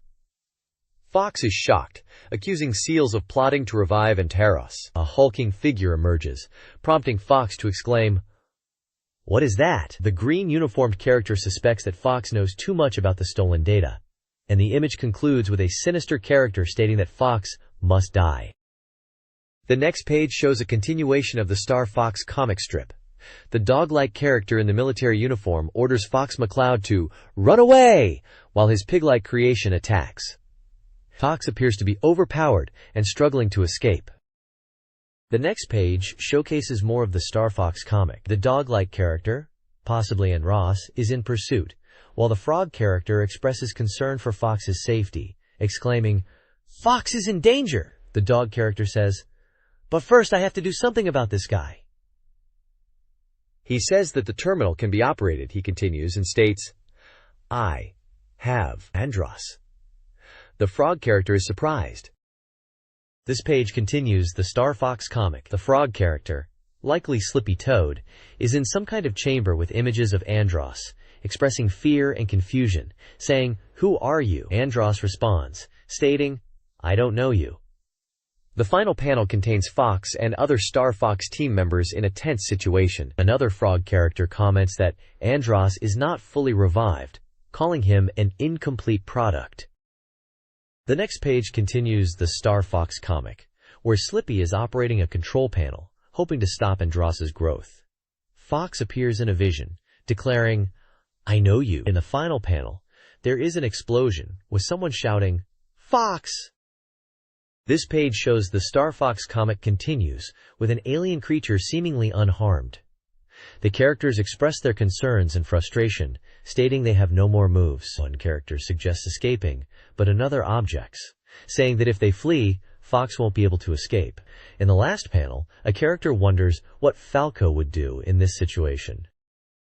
The next page continues the Star Fox comic. Peppy is frustrated at being in this situation.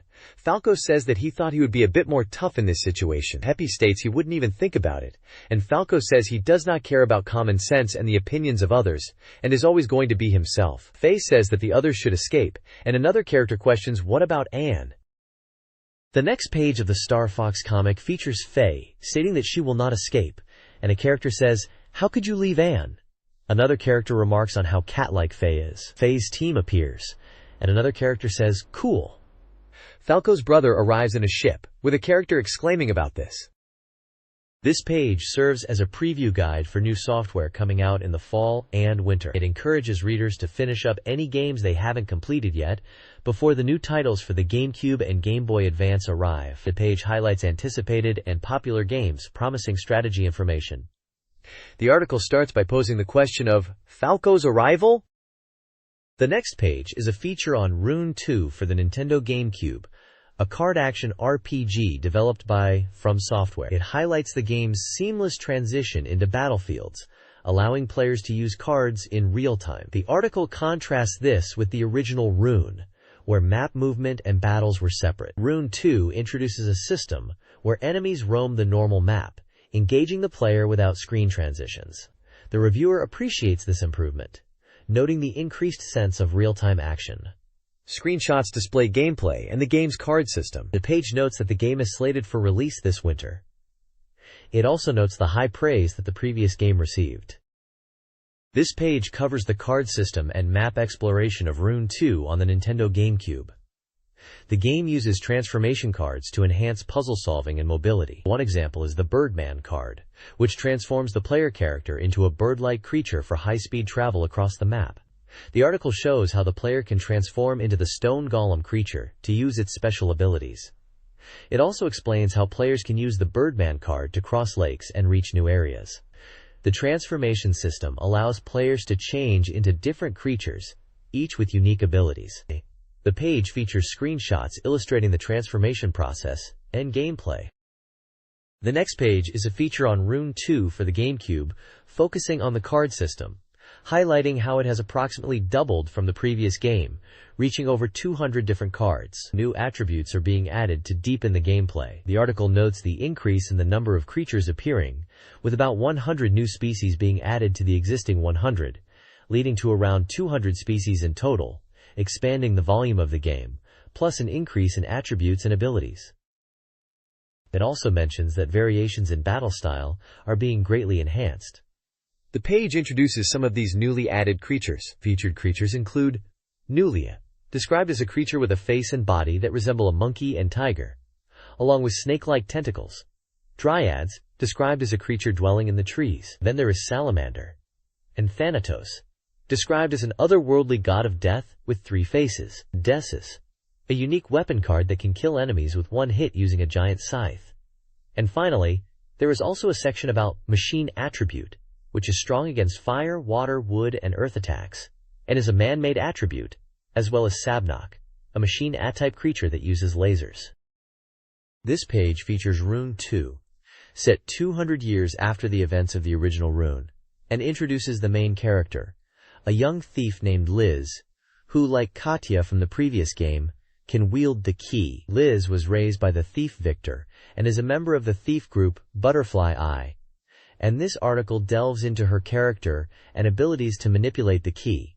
It also introduces Saul, Liz's partner, and Victor, the leader of Butterfly Eye, noting his paternal role in raising Liz and exploiting her abilities. The page details some new features of Rune 2, including a battle arena, where players can compete against NPCs, and the ability to revisit cleared maps, with new events and areas available. Plus, if the player has save data from the original Rune game, they will get something special in Rune 2. The page finishes with a screenshot of the gameplay, and the magazine recommends players to replay the original before Rune 2 is released. This page is a promotional feature for Biohazard 2 and Biohazard 3: Last Escape on the Nintendo GameCube. The Biohazard 2 section highlights the game's story, which takes place 2 months after the first game, focusing on Leon S. Kennedy and Claire Redfield's arrival in the zombie-infested Raccoon City. The article mentions Claire is Chris Redfield's sister. There are also screenshots featuring Leon arriving at the police station, zombies, Sherry Birkin, and Asada Wong. The Biohazard 3: Last Escape segment summarizes the plot, where survivors warn of the Devil's Virus turning people into monsters. It details Jill Valentine, ASTARS member, attempting to escape Raccoon City. Screenshots include zombies, the Umbrella Special Forces unit, Carlos, and the relentless Nemesis. The next page is a special report on Biohazard 0: Resident Evil 0, a Nintendo GameCube exclusive. The article highlights the game's story as a prequel, focusing on a mysterious young man with blonde hair and blue eyes. The description mentions his strange attire, including white clothing with unique designs, a blue stone pendant, arm patterns, and bare feet. He is described as a key character, shrouded in mystery but holding a significant role in the game's narrative. The page features various screenshots of this new character, along with the game's logo and release information, specifying it as a survival horror title for one player, with the release date in late November. This page is a preview of Resident Evil 0, highlighting the game's setting in a train where leeches are the primary threat. The text describes hordes of leeches attacking silently, driven by an instinct to suck blood, reproduce, and lay eggs. The article emphasizes a new kind of fear and disgust, not seen before in the series. The page features various screenshots of Jill Valentine and potentially Chris Redfield as they navigate leech-infested environments, including scenes with leech eggs and leeches attacking Rebecca Chambers. The text suggests that the train is overrun with these creatures, presenting new challenges for players. The next page is a special report on Resident Evil 0. It describes the unfamiliar setting and the ominous enemies. The text explains that the game begins with Rebecca, a member of S.TARS Bravo team, who went missing. It highlights the survival aspect with her new partner, Billy. The page includes various screenshots showing gameplay elements, such as Rebecca navigating environments, often alone or with Billy. It mentions the partner zapping system, allowing players to switch between characters. Some scenes depict combat with enemies in dimly lit locations that may be kitchens or sewers. The text poses the question of where the two characters will end up in this never-before-seen place. This page is an advert for Lupin III, Treasure of the Ocean Depths for the Nintendo GameCube, a GC original story adventure game with thrill and suspense. Players meet a boy named Taro and advance the story through command selection. The game features familiar characters like Lupin, Jigen, and Zenigata, and includes original characters. The story involves Tio, a 12-year-old who helps salvage work, who meets Lupin, and a 13-year-old girl, Rihanna. The game is scheduled for release in December. The next page showcases Lupin III, Treasure of the Ocean Depths. It highlights key aspects of the game, such as its action events and cutscenes. The game emphasizes moments requiring quick decision-making and seamlessly blends 2D character graphics with 3D backgrounds. The page also focuses on Goemon Ishikawa, a master swordsman known for his quick strikes with his beloved Zantetsuken. The page introduces Fujiko Mine, a mysterious woman with unknown age and impressive vital statistics, who often works with Lupin. It also mentions the voice acting cast, featuring familiar voices from the Lupin television series, including Kanichi Kurita as Lupin II, Kiyoshi Kobayashi as Daisuke Jigen, Makio Inoue as Goemon Ishikawa, Aiko Masuyama as Fujiko Mine, and Goro Naya as Inspector Zenigata. The original characters are fully voiced as well. The game features Inspector Zenigata, who is determined to arrest Lupin, and introduces a new character, Zamayi, the director of the World Marine Pollution Research Institute, and an antagonist seeking to monopolize ocean energy. This page is a preview for Scan Fish, tentative title, a futuristic fishing game for the Game Boy Advance, where you scan fish Dana instead of catching them with lures. You use a machine called a buddy to scan marine life and create clone fish based on the data you collect. The page explains the game's mechanics. You use a mobile device to find fishing spots, then submerge your buddy from a Yato Karen storage box. Once a fish is in the buddy's sights, you lock on. You then initiate a scan, making sure the fish stays within the scan frame, or the scan will fail. The scan's origins are detailed, with it starting as a marine life survey machine used for scanning marine creatures, which then developed into a fishing replacement activity and a leisure sport. The page features screenshots of gameplay, character interactions, and the scanning process. One screenshot shows a tournament mode featuring a female character.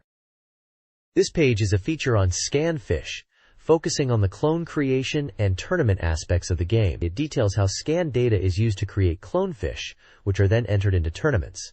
The size and rarity of the clone affect the points you earn. Sometimes, the clone produced is different from the original fish scanned. Cloning can even fail, resulting in an ordinary fish or a blackfish artificial life form, which will take your money. On the other hand, if you are lucky, you might get a goldfish. The page also introduces key characters.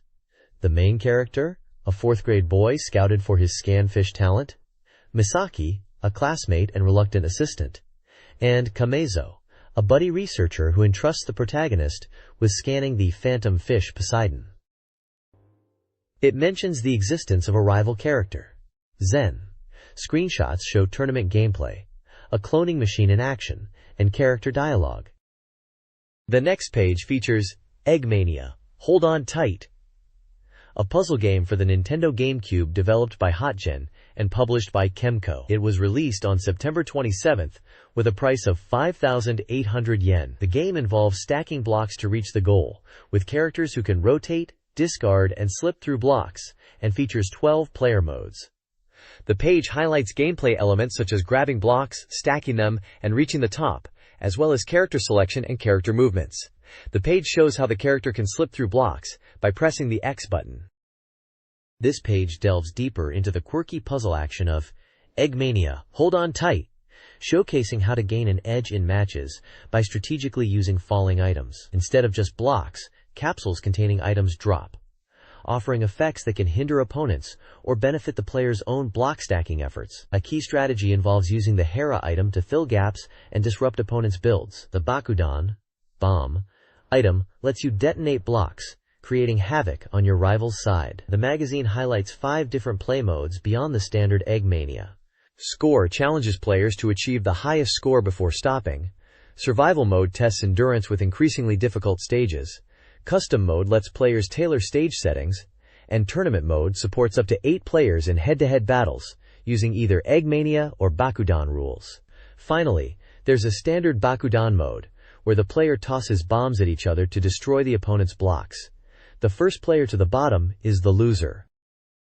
The next page unveils the world of Shin Megami Tensei, Devil Children Light and Dark Book, for the Game Boy Advance. This page introduces the 2 main characters and their respective stories. With the tagline, "To take back the lost future, their adventure begins," the article promises 2 completely different scenarios depending on whether you play Light Book or Dark Book. The story revolves around Jin, Akira, and Rina, who discover a devil compendium with Ami, their transfer student. The protagonist's partners evolve through 4 stages. The page shows the initial and second forms of the partners, with Jin's partner, Land, evolving into Rune Solrion. Akira's partner, Gale, evolves into Blood Hylon. It also highlights several devils from the game, including Tsuchigumo, Bakiel, Kelpie, Amano Jaku, Kaso, and Gargoyle. The page also mentions that the game contains over 360 devils in total, with 150 being new to the game. This page explores the realm of Valhalla from Shin Megami Tensei, Devil Children Light and Dark Book. The tagline reads, "Now, the stage is floating in a mysterious space called Valhalla. Ami, who arrived from the modern world seeking a savior, reveals the potential closure of the future. Jin, Reina, and Ami journey to Valhalla. Meanwhile, Akira enters the demon world through the Demon Gate. Jin's Light Book focuses on Valhalla, while Akira's Dark Book centers on the demon world." The page introduces characters like Ami, a devil from the Empire. There is the Gargoyle, who is chasing Ami. Then there's Akira, Jin, and the need to save Reina. Valhalla, created within a mysterious time-space, is a world floating in space. It was once free, but is now under imperial rule, and those who defy it are sent to the Inferno of Flames. The Tower of Time connects to places beyond time and space. The Empire's soldiers are battling the rebels. Several characters are introduced, including Judy, Shun, and Naomi. Also shown are in-game combat scenes. Finally, news is shared about the TV anime adaptation, manga series, and trading card game releases for Shin Megami Tensei, Devil Children.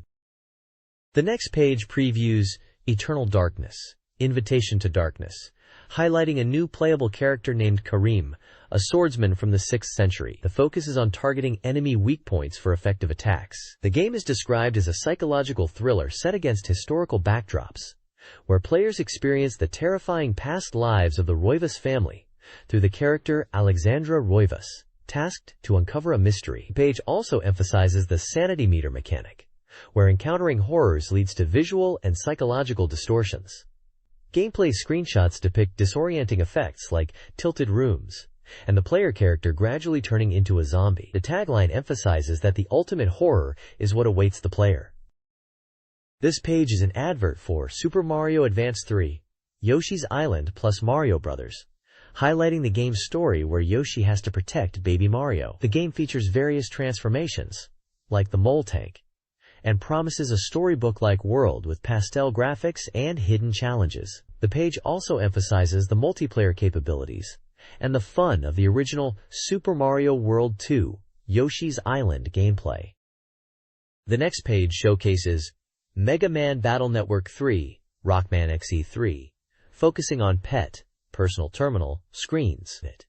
It highlights improvements to the interface, making it more user-friendly, and shows screenshots of the PET interface with options like chip folder, subchip, and data library. Characters like Lon Hikari, Neto, and Mega Man are featured, along with screenshots of battle scenes and folder editing. The page also previews the new Stone Arm chip and introduces new characters like Malin Roll as well as Yaito and Glide, and features Dekayo and Gutsman. New viruses like the Quake virus are mentioned, and there's a look at the redesigned email interface.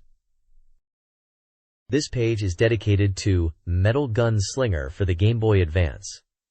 It introduces basic knowledge about the gun art system, which combines gun actions with the R button. The player character, Billy, can use two types of gun arts.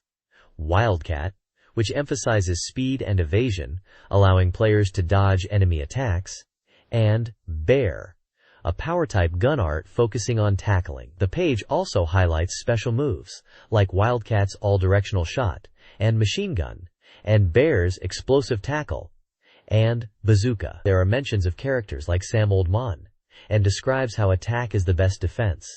Tackling makes you invincible, but is dangerous if used too much. It also provides gameplay tips and enemy information, including details on how to strategically use tackles and gun arts.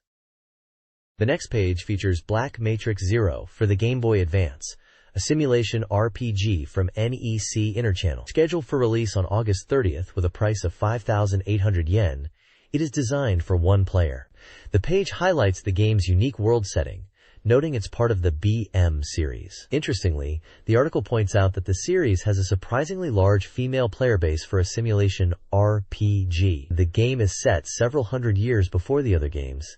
In a world where angels rule, but their actions aren't always good, demons are not necessarily always evil. The story involves the protagonist, Cain, trying to save his childhood friend who has been taken by an angel. The article describes angels as beings who seek to become closer to God, controlling humanity. The page also details the demons, a race that lives by their desires and values, staying true to their instincts. Demons hate organized activities and act independently. Other elements mentioned include the series' recurring character secrets, an important figure, a massive tree known as Sekaiju. The world tree is a gigantic tree that some believe is the god that created the land.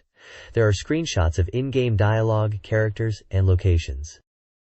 The next page introduces the tactical simulation RPG Black Matrix Zero for the Game Boy Advance. The system is similar to previous entries in the series, focusing on a story-driven experience. The game progresses through chapter-based gameplay, alternating between event scenes, battles, and free roam. The battles feature a maximum of 20 units on maps with varying elevations, emphasizing tactical positioning. Units have HP, and defeating enemies earns BP. The page also describes the game's command system, which includes options for movement, attack, magic, items, and status. It also shows how to spend BP to enhance characters. There are a few notes explaining what BP is used for. It can enhance abilities or power up weapons, but sometimes requires sacrifice. Finally, the page introduces key characters. Cain, the protagonist, Mattia, his childhood friend, Yofan, an angel, and Luca, a demon. Cain, the main character, goes on a journey to rescue Mattia by receiving the transplant of wings. Luca allows the player to choose between white or black wings to go on their journey. The next page continues the introduction of Black Matrix Zero. The game allows you to strengthen your units after battles by allocating experience points, with options to further enhance units by strengthening weapons using a system called Swordblood. The page showcases character stats screens and explains parameters like LV, HP, BP, STR, INT, VIT, Dex, and Move. It also details how to enhance weapons using BP and a ritual, potentially awakening latent abilities. There's a section on event scenes, highlighting that choices made during these scenes can significantly alter the story's progression and relationships between characters, especially early on. The page introduces 3 more characters: Zion, a demon youth who acts with Luca, Exasol, who participates in a coup, and Stysene, who is rescued by Cain. This page is a digest introducing the story of Black Matrix Zero. The digest summarizes the initial part of the game, following Cain's journey to find Mattia. In Chapter 1, Wings Dance, the angel Vale confronts Mattia with evidence of incest, leading to her abduction. Cain, severely wounded in a battle with Vale, is saved by a wing transplant and embarks on a journey to chase after her. Chapter 2, The Vastness of the Continent, sees Cain and his companions arriving in a town, seeking information about Mattia. They befriend Stysene and head towards a church where incest are gathered. Though Mattia isn't there, they rescue a girl named Lilith. Meanwhile, Luca succumbs to bloodthirst, resulting in violence. Chapter 3, Cyberpunk, focuses on the anti-echelon underground organization, Cypherpunk. Kane and his group, now joined by the four-winged angel Syria, encounter the maniacal demon, Aragi. Aragi's provocation unleashes Kane's hidden power. The page also introduces key characters like Vale, a six-winged elite from the church, Lilith, a girl imprisoned as an incest experiment, Aragi, a demon with a strange diet, and Valdos, the leader of Cypherpunk. A side note mentions Inzent, characters without wings who are being experimented on by the angels. Dialogue boxes highlight key moments and character interactions. The next page is an advertisement for WrestleMania X8 on the GameCube. The game is slated for release on September 6th, with a price of 6,800 yen. It supports 14 players and uses 14 memory blocks.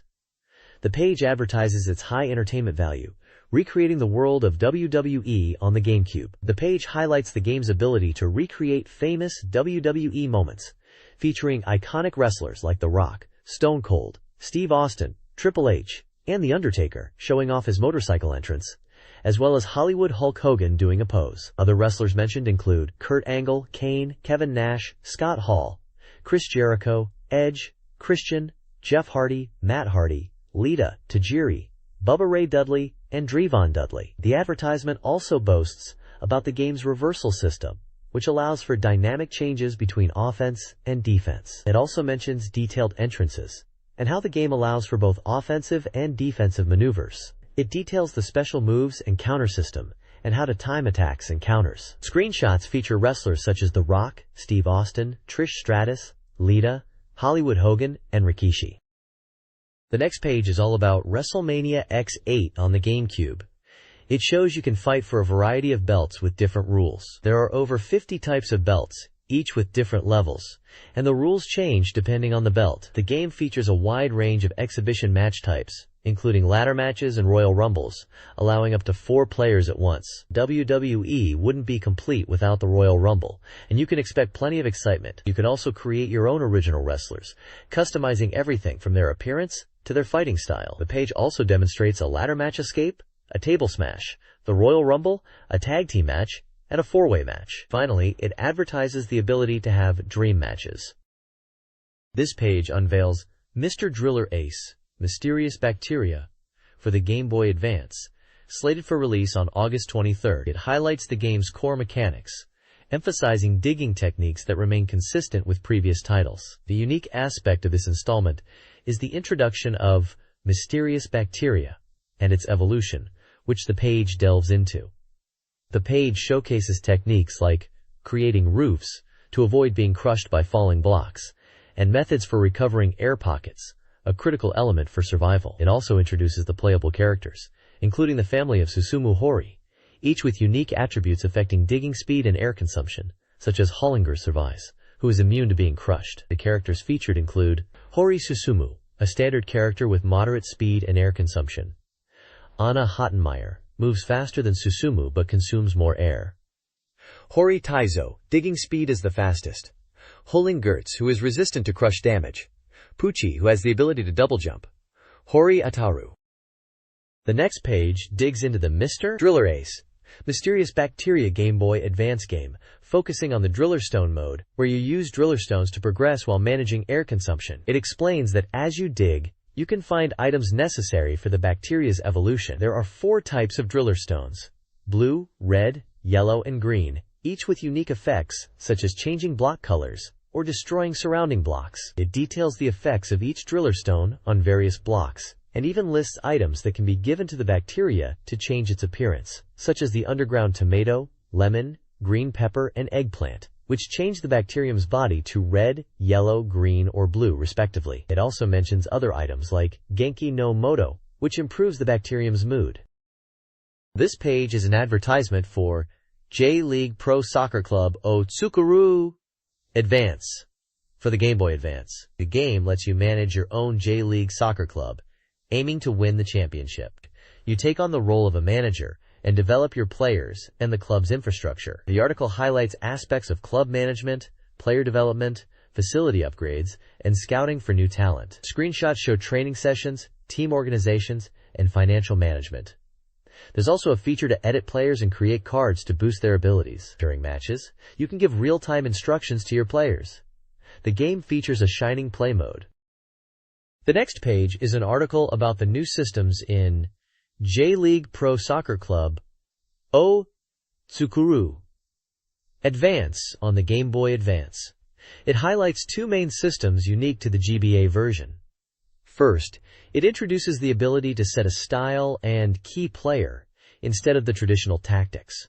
You can choose from 4 styles, like long feed, focusing on a key player to lead the game. The second system focuses on the manager's development, where gaining experience through training and matches improves the manager's rank and unlocks new training methods. The article also touches on the 4 communication modes exclusive to the GBA version, including trading and battling with friends. There are club matches where you can pit your team against a friend's, card battles using collected player cards, and player trades with friends. Also, you can become the national coach.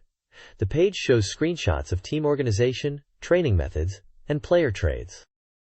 This page features Haruka Naru Toki no Nakade, a romance-adventure game for the Game Boy Advance, set to be released on August 23rd. It's a love story where the protagonist, Akane Motomiya, battles alongside male characters in an alternate world called Kyo, and your decisions determine the fate of relationships with other characters. The page showcases various characters, including Akane and the Hachio warriors, and gives details about gameplay mechanics, such as dialogue choices and battles against monsters. The page mentions you develop your relationships, and these will affect the story, including battles. The members of the Hachio party are all individualistic in nature. As the game progresses, relationships change. The adventure unfolds as you visit temples and other locations. The article also mentions that depending on the relationship with the enemies, you might be able to protect the enemy from attacks. The game consists of romance as well as battles, and choosing words or answers will increase relationships and trust. The next page is showcasing 2 Game Boy Advance games. The first is Princess Blue, a romance novel game where you play as a knight solving incidents in a kingdom that lost its knights to fighting demons. By continuing conversations, you can improve relationships with characters. A mini-game is included within the game.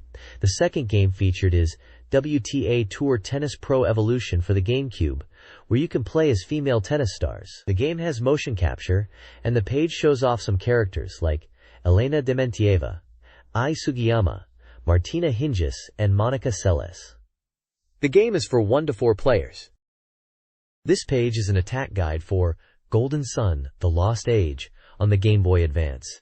It focuses on exploring the mysteries and treasures of a specific island. The guide highlights how to progress through the island's deepest sections, requiring lift energy. It mentions encountering Jupiter Djinn, named Gusto, and the Venus Djinn, that you may have missed in the previous game. The deepest part of the island holds a powerful water attribute summon, Azul, guarded by a star magician. You can also find treasure chests and steal powerful equipment from monsters within the island.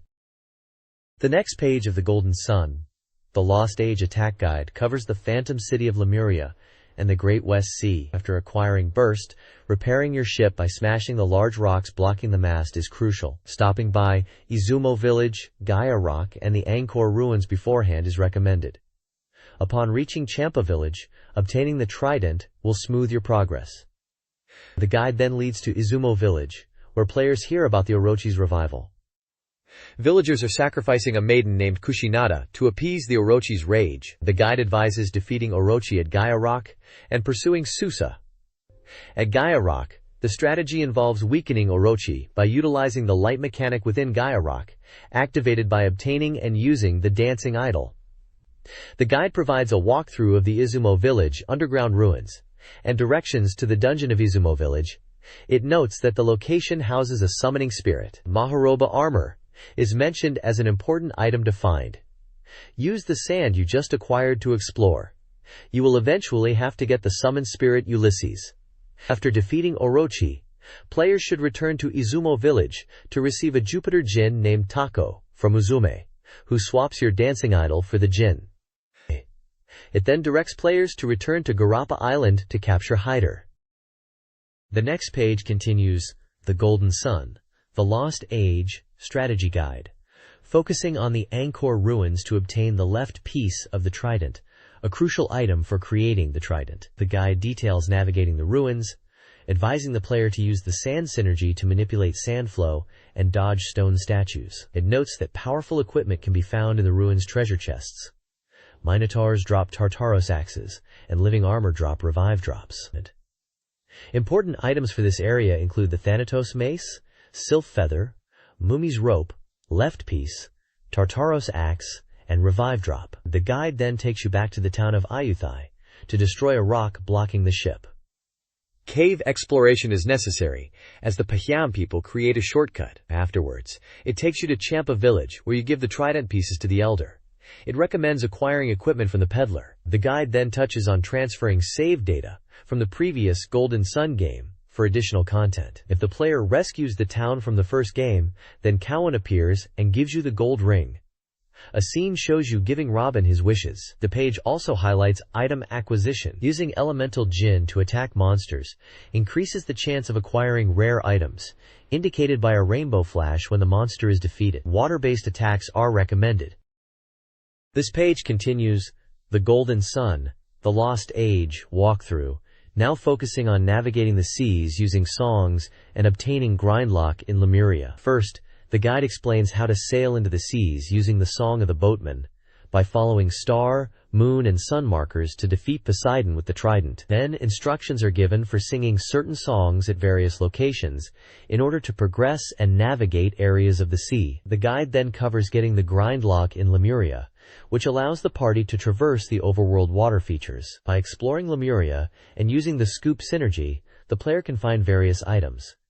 The guide mentions that HP and PP can be restored by investigating the springs. The guide then details finding a hidden character named Spumoni by using Cyclone and Slide synergy. After obtaining Grindlock, the party can access Gondwan continent by passing through the gap in Gake, then light the 2 remaining torch towers in the Great West Sea. Finally, you can use lucky medals to get the Eclipse summon at the Lemuria Hot Springs. The trick is to toss the medal when the crab on top is moving left. A list of weapons, helmets, shields, armor, and items acquirable from the hot spring is included.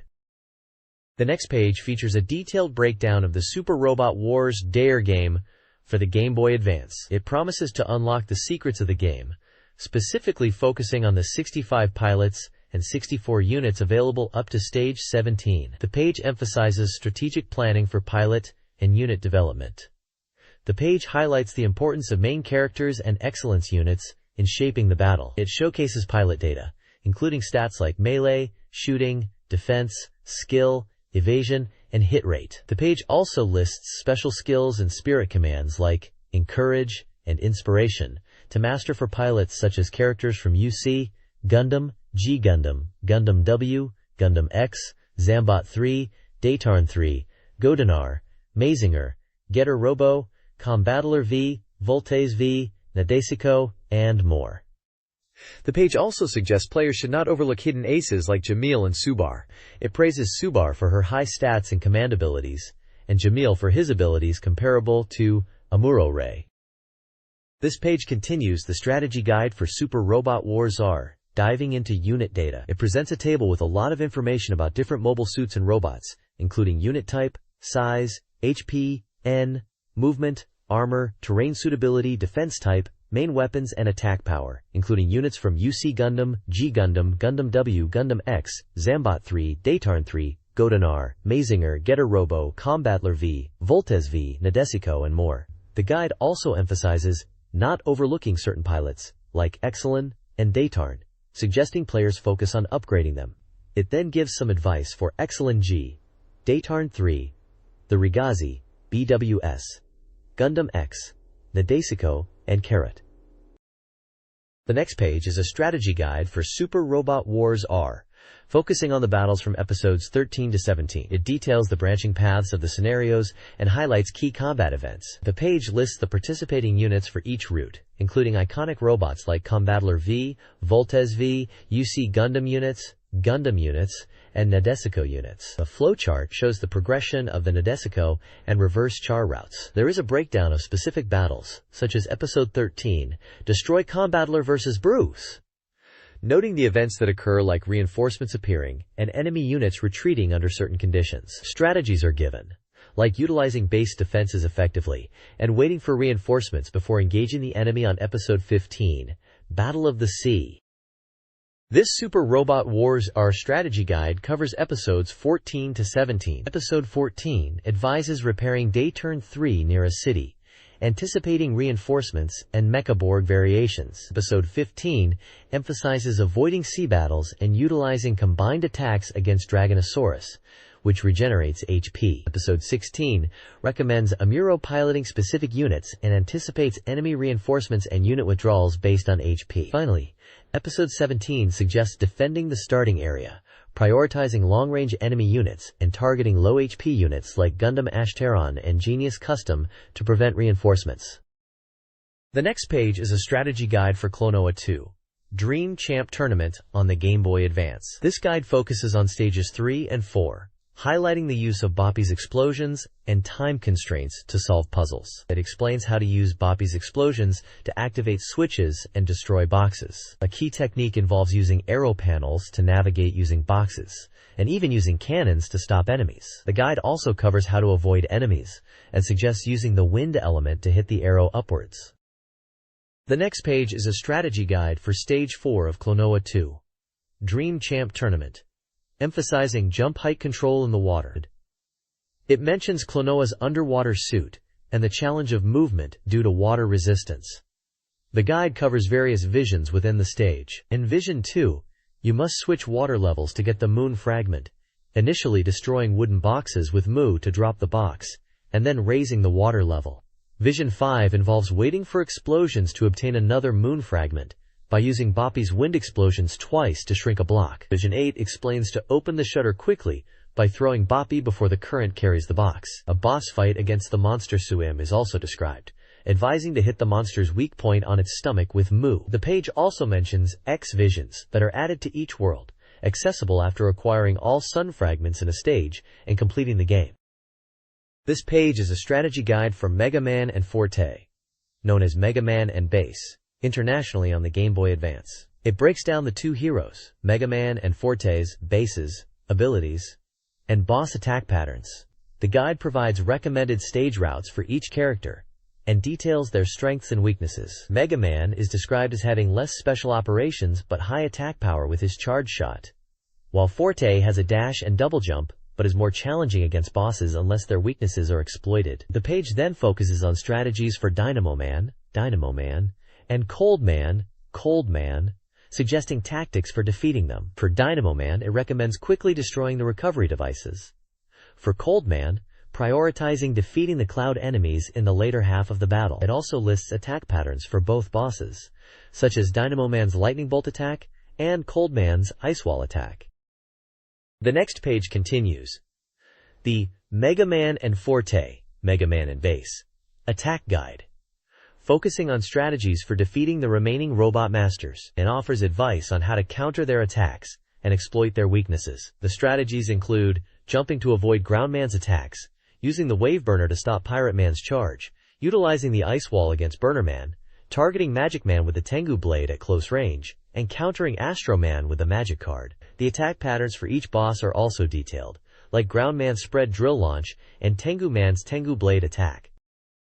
This page is about Let's Make a Pro Baseball Team, Advance, a sports simulation game for the Game Boy Advance, where the goal is to lead a team to victory over 10 years. The page highlights 3 key points: balancing the team, acquiring standout players, and strategically strengthening the roster.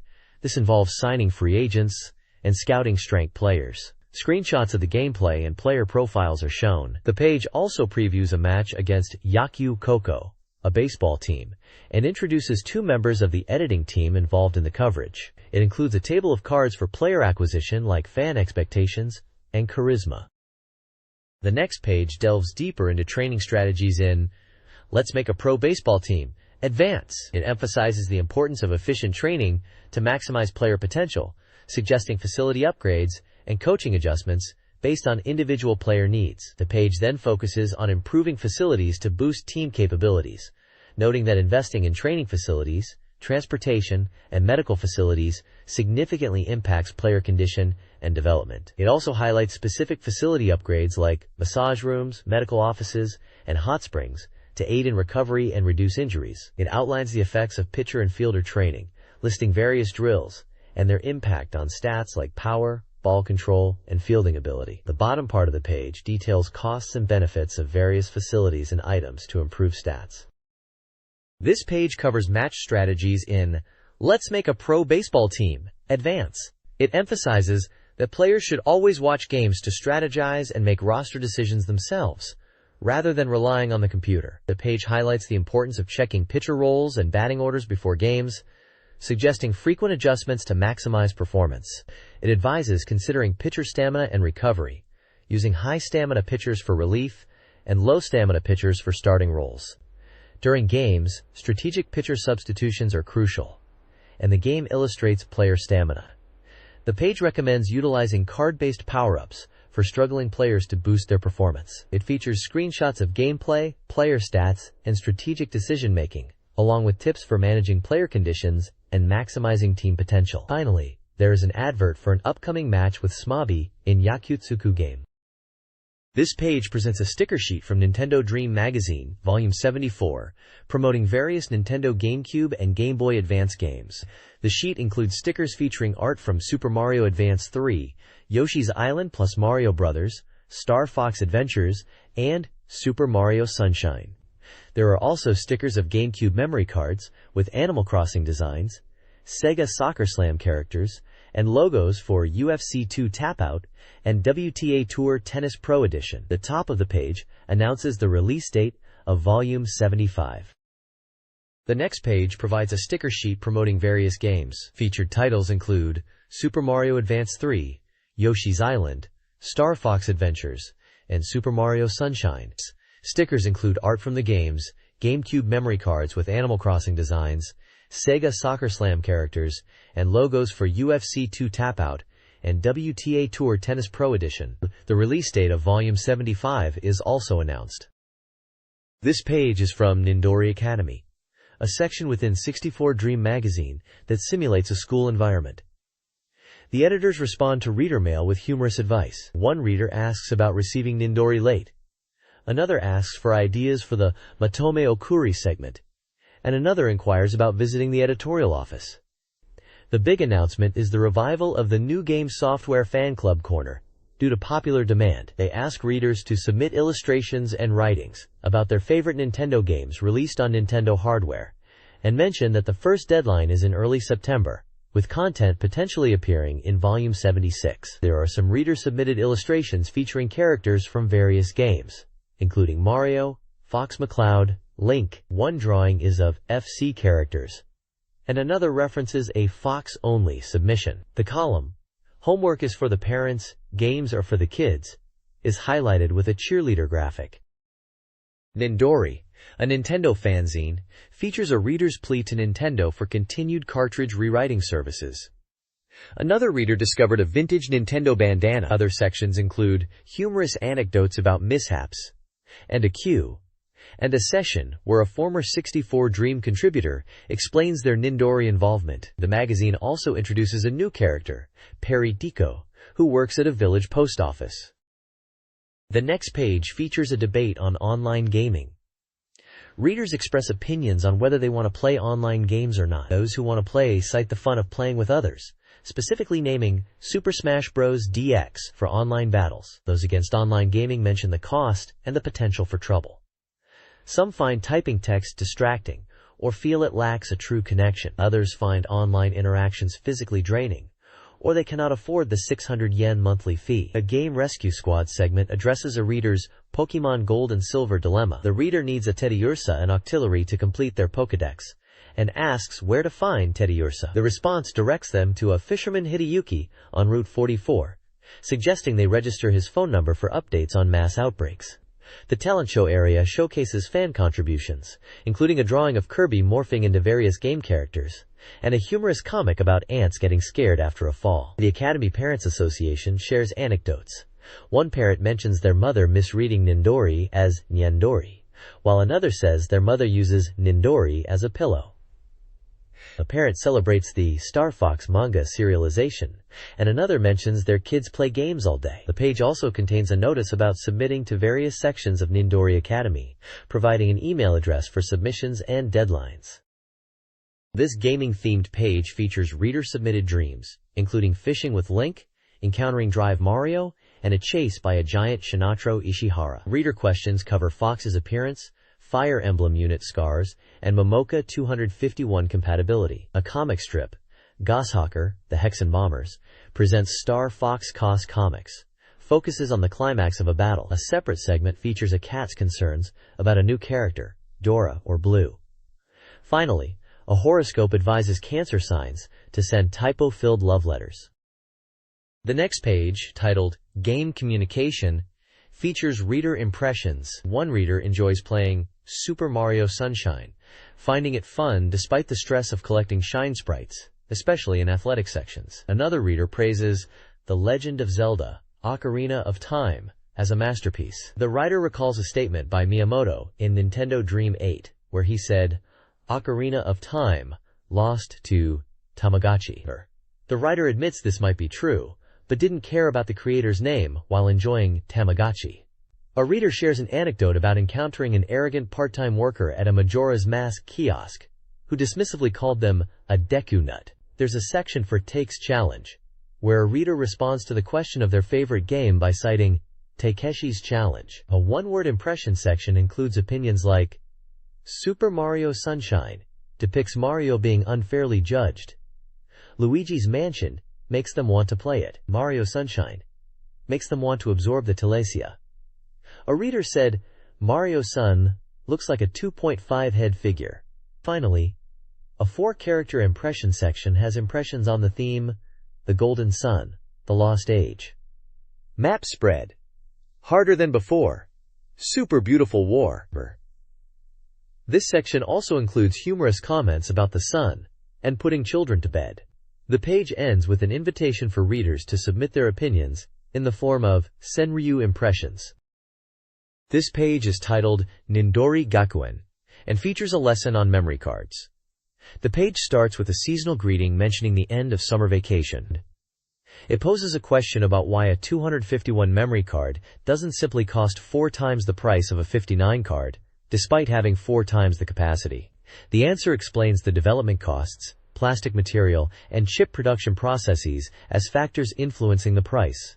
It also discusses flash memory prices decreasing due to increased user demand, with 16 MB and 32 MB cards becoming similarly priced. It notes that user demand and mass production of semiconductors contribute to lower prices, making the 59 memory card seem expensive. The page also asks if memory cards can save data permanently. The answer is that they use a type of room similar to those in N64 and GBA game cartridges, and while not guaranteed to last forever, they can preserve data for decades, even without battery power. There is a section with a character called Death Immortal that offers life advice. One reader asks how to sleep better, and the response is to eat easily digestible foods before bed. Another asks what the Death Immortal eats, and the answer is 59 yen burgers and insects.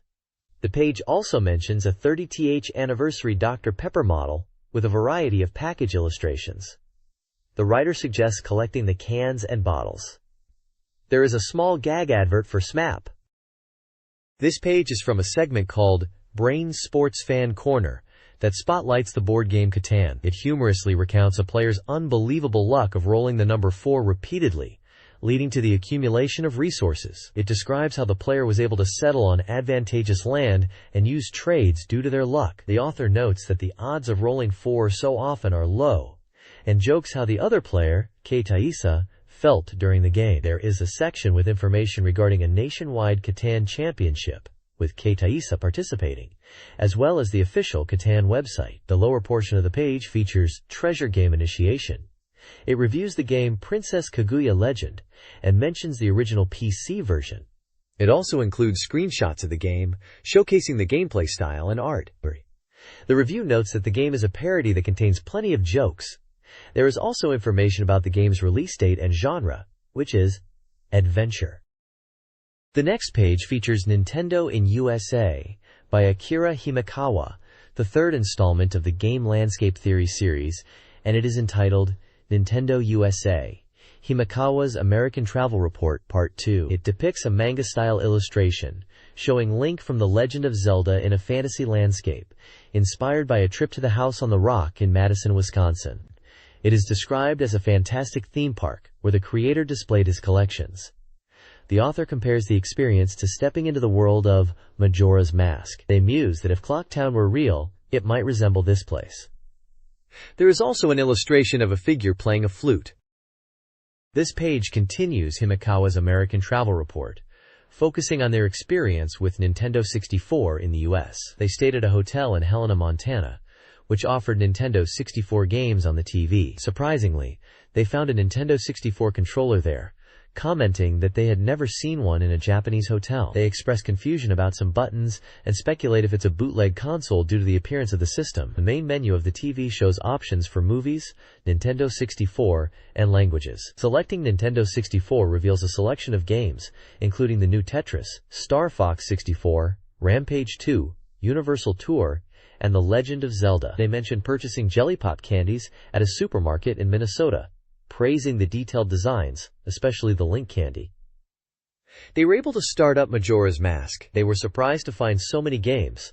Around 20 titles, however, were unable to play it without paying. Himekawa expresses regret for not being able to try the overseas version. They note that Helena, Montana, is a small town, and they were happy to encounter Nintendo 64 in such a place. It emphasizes Nintendo's popularity in America. The page includes a link to the author's website and provides an update on its development status. The next page features the Game Music Forum, with music by Nakamura Masatoshi, showcasing 3 Capcom game music CD albums. It mentions that these creeds cover Capcom's early game music. Volume 1 includes music from games such as Ghosts, Sun Goblins, Sun, 1942, Hijmaru, and more. Volume 2 contains tracks from Street Fighter, Top Secret, and Sidearms. Volume 3 features music from games like Tiger Road, 1943, and Black Dragon. The page also highlights the GBA version of Chao Makaimura R, Super Ghouls, and Ghosts R, and the original arcade version of Makaimura, Ghosts, and Goblins. It says that the melodies and compositions are reminiscent of the original Ghosts, Dean Goblins.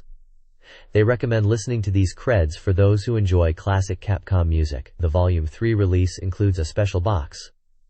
The page concludes with a recommendation for the Geki 2 Car Battler Go soundtrack for GBA and the Scheme soundtrack. It also includes links to All About Japan Game Music Guide and Nakamura Masatoshi's personal website. This page presents an article titled Nintendo Dream Around the World, focusing on game ratings and age restrictions, especially in the US. It opens with a reader's question about age ratings in America and what they entail. The article explains that the ESRB, Entertainment Software Ratings Board, assigns age ratings to games since 1994. This has inspired Japan to develop its own rating system, SERO. The ESRB ratings detailed are Everyone, suitable for ages 6 and up; Teen, for ages 13 and up, potentially containing violence and strong language; Mature, for ages 17 and up, potentially featuring stronger violence, language, and suggestive content. The article further clarifies that while ESRB ratings are advisory, retailers often use them to guide sales. The author recounts an experience where they were asked for EID when trying to buy Biohazard, Resident Evil, at a store. It also mentions that Japan will start using rating displays at the end of the year. Japan's SERO organization will manage it, using ESRB as inspiration. SERO will have 5 categories: educational, all ages, 12 and up, and 15 and up. The page also features a screenshot of the ESRB website and contact information for both ESRB and SERO. The next page is titled Komachan's Waku Waku Advertisement Department Diary and features snippets and columns from the magazine's advertising department. The first section thanks readers for their responses to the Shooting King feature in the newly revamped first issue. The author also mentions the start of yacht taking and they're on the hunt for something interesting. A small section describes the pistol-type ventriloquist doll, which is a novelty item from Meiwa Denki, featuring a doll that resembles a baby. Another part mentions a new title presentation for a Korean PC game maker at the Imperial Hotel in Ginza.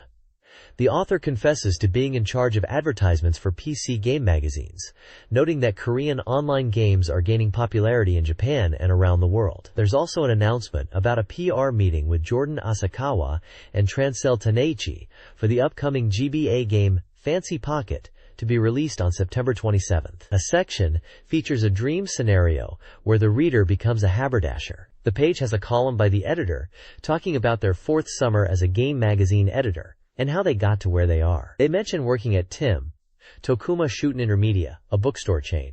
Their early days working on games like Nobunaga's Ambition, Power Pro, and FF. There is also a short column by reporter Takayuki Honda about moving and the stress of it, and how he's trying his best. There are also some black and white photos of various people.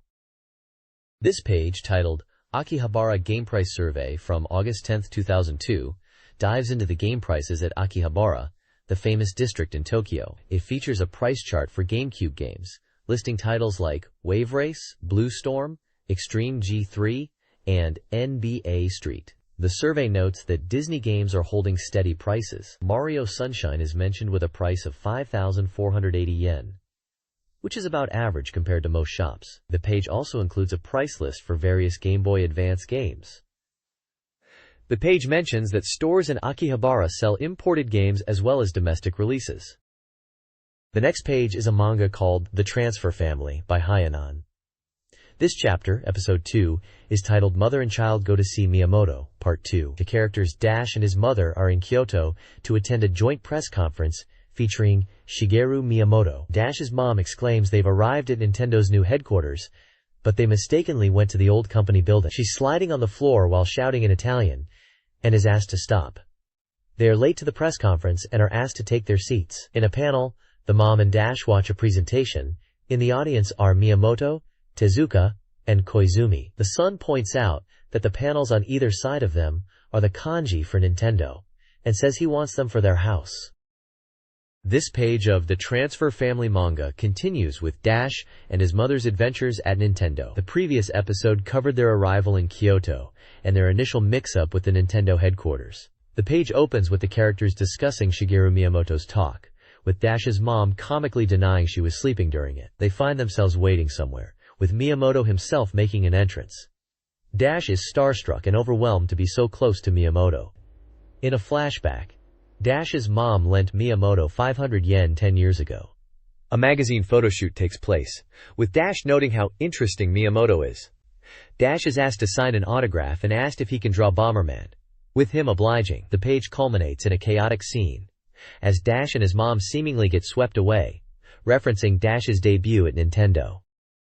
This page is a release schedule for GameCube and Game Boy Advance titles. It highlights upcoming games, with a star indicating new additions to the schedule, and a dot marking releases, titles, makers, and prices that have changed since the previous issue. For the Nintendo GameCube, some notable titles include WTA Tour Tennis, Zoids vs. WrestleMania X8, UFC 2 Tap-Out Final Spec, and several other games. On the Game Boy Advance, titles such as Metal Gunslinger, Street Fighter 03, Eggmania, J-League, and Silent Scope are listed. There is also other games like Bomberman Jetters and Monster Farm Advance 2. Additionally, there's a section for Game Boy Color games, mentioning titles like Doraemon Quiz Boy 2 and Kanji Boy 3. Note: prices and release dates are subject to change. The next page showcases the winners of the Volume 72 prize giveaway. The prizes range from video games and accessories to merchandise and promotional items. Some of the prizes include Wavebird Controller, Nintendo Bag, Pokemon Center Merchandise, E3 Goodie Bag, signed tennis racket ball, signed bench coat, artwork, plushies, keychains, straps, CD cases, apparel, posters, and other items. There is also a section called Muscle Garden, with a person flexing their muscles. This page presents a muscle questionnaire for readers to participate in. Participants should list their favorite items from the gifts on page 5. The questionnaire covers basic demographic information, like school/occupation, Options range from elementary school to employed to homemaker. Grade level, age, and gender. It also asks about other magazines they read, gaming consoles/PCs they own, which consoles they want to buy in the future, and their favorite/least favorite articles from the current issue by referencing tables of article titles. The tables list a selection of games and articles to choose from. Table 1 lists magazines like Dengeki GameCube, Famitsu Cube Plus Advance, Nintendo Kids, ViJump, Monthly Famitsu Bros, Chow, Raibon, and Korokoro Comic. Table 2 lists game consoles and accessories like Game Boy Advance, GBA communication cable, Game Boy Color, card e-reader, and Nintendo GameCube. Table 3 lists articles such as cover, reader gifts, Nindori headline and ranking, monthly newspaper Turbo, Super Monkey Ball 2, Eternal Arcadia Legend, Star Fox Online episode, and Himekawa Akira's game scenery. The questionnaire also asks about the reader's interest in Card E, and asks for opinions on future titles, and asks if there are any games they would like Nakasho Sensei to draw as a comic, following the ongoing Star Fox comic serialization. This page showcases a queue and a section titled Nintendo's Question Box, where readers' questions are answered by Nintendo representatives. The intro mentions the hot summer and relates it to the game Mario Sunshine. They also discuss the upcoming Star Fox Adv. The page introduces Mr. F-Lied, a character with a Mario-esque design, described as a pilot who debuted in F-Zero X, and named after Nintendo's Entertainment Analysis and Development Department. It's humorously noted that his reason for joining races is debugging. There's a question whether he will appear in the in-development Zero GC. One question asks about upcoming Nintendo software, and the response highlights the impending release of Star Fox Adv and Eternal Darkness. The team mentions the release of Mario Party 4 and Wario World. The GBA lineup includes Mario Advance 3, Kirby GBA, Pokemon, and Zelda GBA. A snapshot shows the NES games Captain N, The Game Master, and Mario Brothers. This page is a continuation of the Ask Nintendo Q and A section, featuring reader questions and Nintendo's responses. A reader from Tokyo inquires about Nintendo's strategies following their strongest lineup, and the response indicates that plans are in place, promising exciting titles from both Nintendo and third-party developers like Biohazard Zero, Resident Evil Zero. Collaborations with Namco, Sega, and Square are also in the works. The company has established a new company and is developing games for GameCube and GBA. They expect many games for all ages. Another question from Aichi Prefecture asks which game took longer to develop, Sunshine or Mario 64? The answer suggests Mario 64, due to it being Nintendo's first 3D action game, requiring extensive experimentation. However, with GameCube the process is easier now. A reader from Tokushima asks if Mario Sunshine will get a sequel soon, and the response playfully deflects the question. Lastly, someone from Wakayama Prefecture asks what the scribbles on the M in Mario Sunshine are. The answer reveals that the scribbles represent Fake Mario, a concept devised by Shigeru Miyamoto during a marketing meeting. There is a promotional image of Mario with sunglasses, along with a reference to the in-game CM. The next page features more questions from readers answered by Nintendo in the Ask Nintendo Q and A section. The first question, from Osaka Prefecture, asks about the origin of the name Delfino Island in Super Mario Sunshine. The response states that the name likely comes from dolphin. It also mentions that the island's shape resembles a dolphin, and the GameCube's development codename was Dolphin. A question from Hokkaido asks why Mario likes mushrooms so much. Nintendo jokes, does Mario even like mushrooms? The response explains that mushrooms, like the 1-Up mushroom and in Mushroom Kingdom, have always played an important role in the Mario series. Nintendo explains the decision to create the image of Mario with big nose and mustache for easy recognition in the early days, and how mushrooms, like Mario, have that recognizable image. A question from Chiba Prefecture asks if all Yoshis in the Mario series are the same species. Nintendo clarifies that the Yoshi in Super Mario Sunshine is different, originating from graffiti and dissolving in water. This element is left to the player's imagination. There is also a mention of the Famicom Super Mario Bros. Release date in 1985, and an image of several toads together. The next page features more questions from readers in the Ask Nintendo section, all relating to GameCube games. The first question asks about the appeal of Star Fox Adventures. Nintendo says the game has many attractive features, including puzzle solving, bike riding, and adventuring with Prince Tricky. The next question asks if Star Fox Adventures will be dubbed into Japanese. The answer is no, due to the large volume of text and the fact that the game was developed by Rare in the UK. Instead, the game will feature Japanese subtitles. It is mentioned that playing the game with English voices can be cool. The third question asks about Eternal Darkness. Nintendo describes it as a mature title with a well-crafted story and impressive graphics. The game features a sanity meter, which affects the player's perception. Finally, a question asks if it's possible to create multiple towns in Animal Crossing on a single memory card. Nintendo states that it is not possible, as they want each town to feel unique to the player. There are also screenshots of Star Fox Adventures, characters, and some flavor text about a location in a Star Fox game.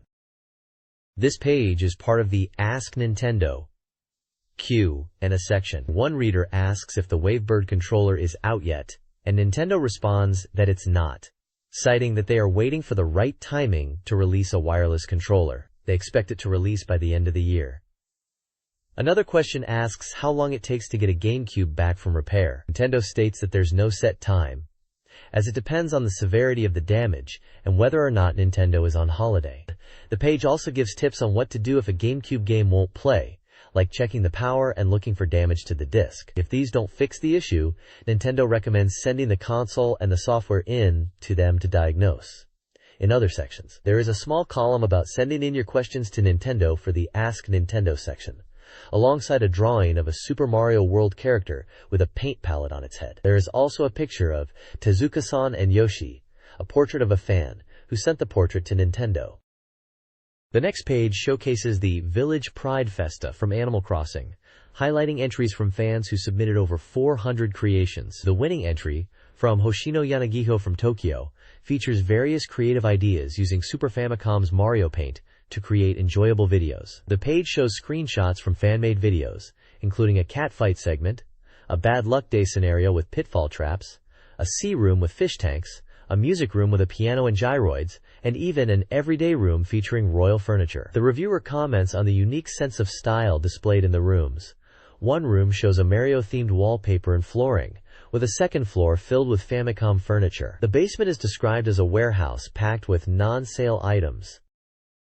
The Village Pride Festa in Animal Crossing showcases fan-created entries. A featured room, inspired by an archaeologist's study and evoking a romantic atmosphere, depicts a generational connection between a grandfather and grandson. Another entry, from Hushsan, connects the N64 and GameCube versions of Animal Forest, representing the grandfather and grandson's villages. The room includes a boys' study, a bar in the basement, and a second-floor private room. Honorable mentions include Mario.Osan's forest-themed image and Tomoya Saito's recreation of OneNet from Earthbound. The page also includes instructions for obtaining Famicom furniture for participants. The next page is a report on the Pokémon Happy Adventure Rally 2002, focusing on the experience of a parent and child duo. The goal was to collect 6 Pokémon Card E cards by visiting 6 Pokémon venues and adventure corners. Participants receive a special item for collecting all the cards.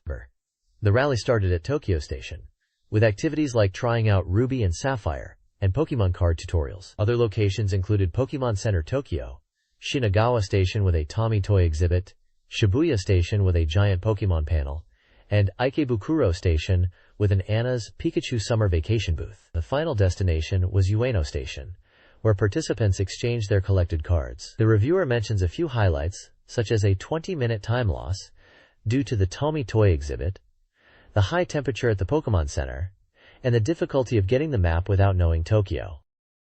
This page features a Pokémon Card expansion pack, specifically the 4th installment called Split Earth, set to release on August 23rd. It highlights the use of the card reader and features a Who card. There's also information from the Pokémon Center, including addresses and phone numbers for Tokyo and Osaka locations. It promotes Pikachu merchandise, like a pen case featuring an illustration of Pikachu eating apples, and a clear vinyl pen case with a Pikachu design. There's also a section called Souvenir Talk and War Trophies, Pokemon Rally Edition, continuing the Pokemon Rally adventure with reflections on the experience. Featured are also camo designs in a Do You Understand series of bags, including a hip bag, rucksack, neck wallet, and mini shoulder bag. The page concludes with some photos of the Pokemon train, a family photo after the rally, and images of various merchandise like Pokemon e-cards and a Pokemon side pouch.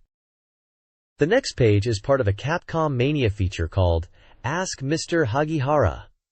It includes questions directed to Mr. Hagihara from Capcom's advertising department and answers about Capcom's history and future plans. Question 3 asks about the origin of the name Capcom, with the answer that it's short for Capsule Computer, which was named in 1979. Question 4 asks if game development is done solely in Osaka, and about the atmosphere at Capcom. The atmosphere is lively, with developers focused on making quality games, and the office has a fun atmosphere with toys and manga. Question 5 is about the recent collaborations with Nintendo like Zelda GBA and Mickey's Magical Mirror. Question 6 asks if there are any unannounced titles being developed for Nintendo hardware, and the response indicates that there are many exciting things in the works.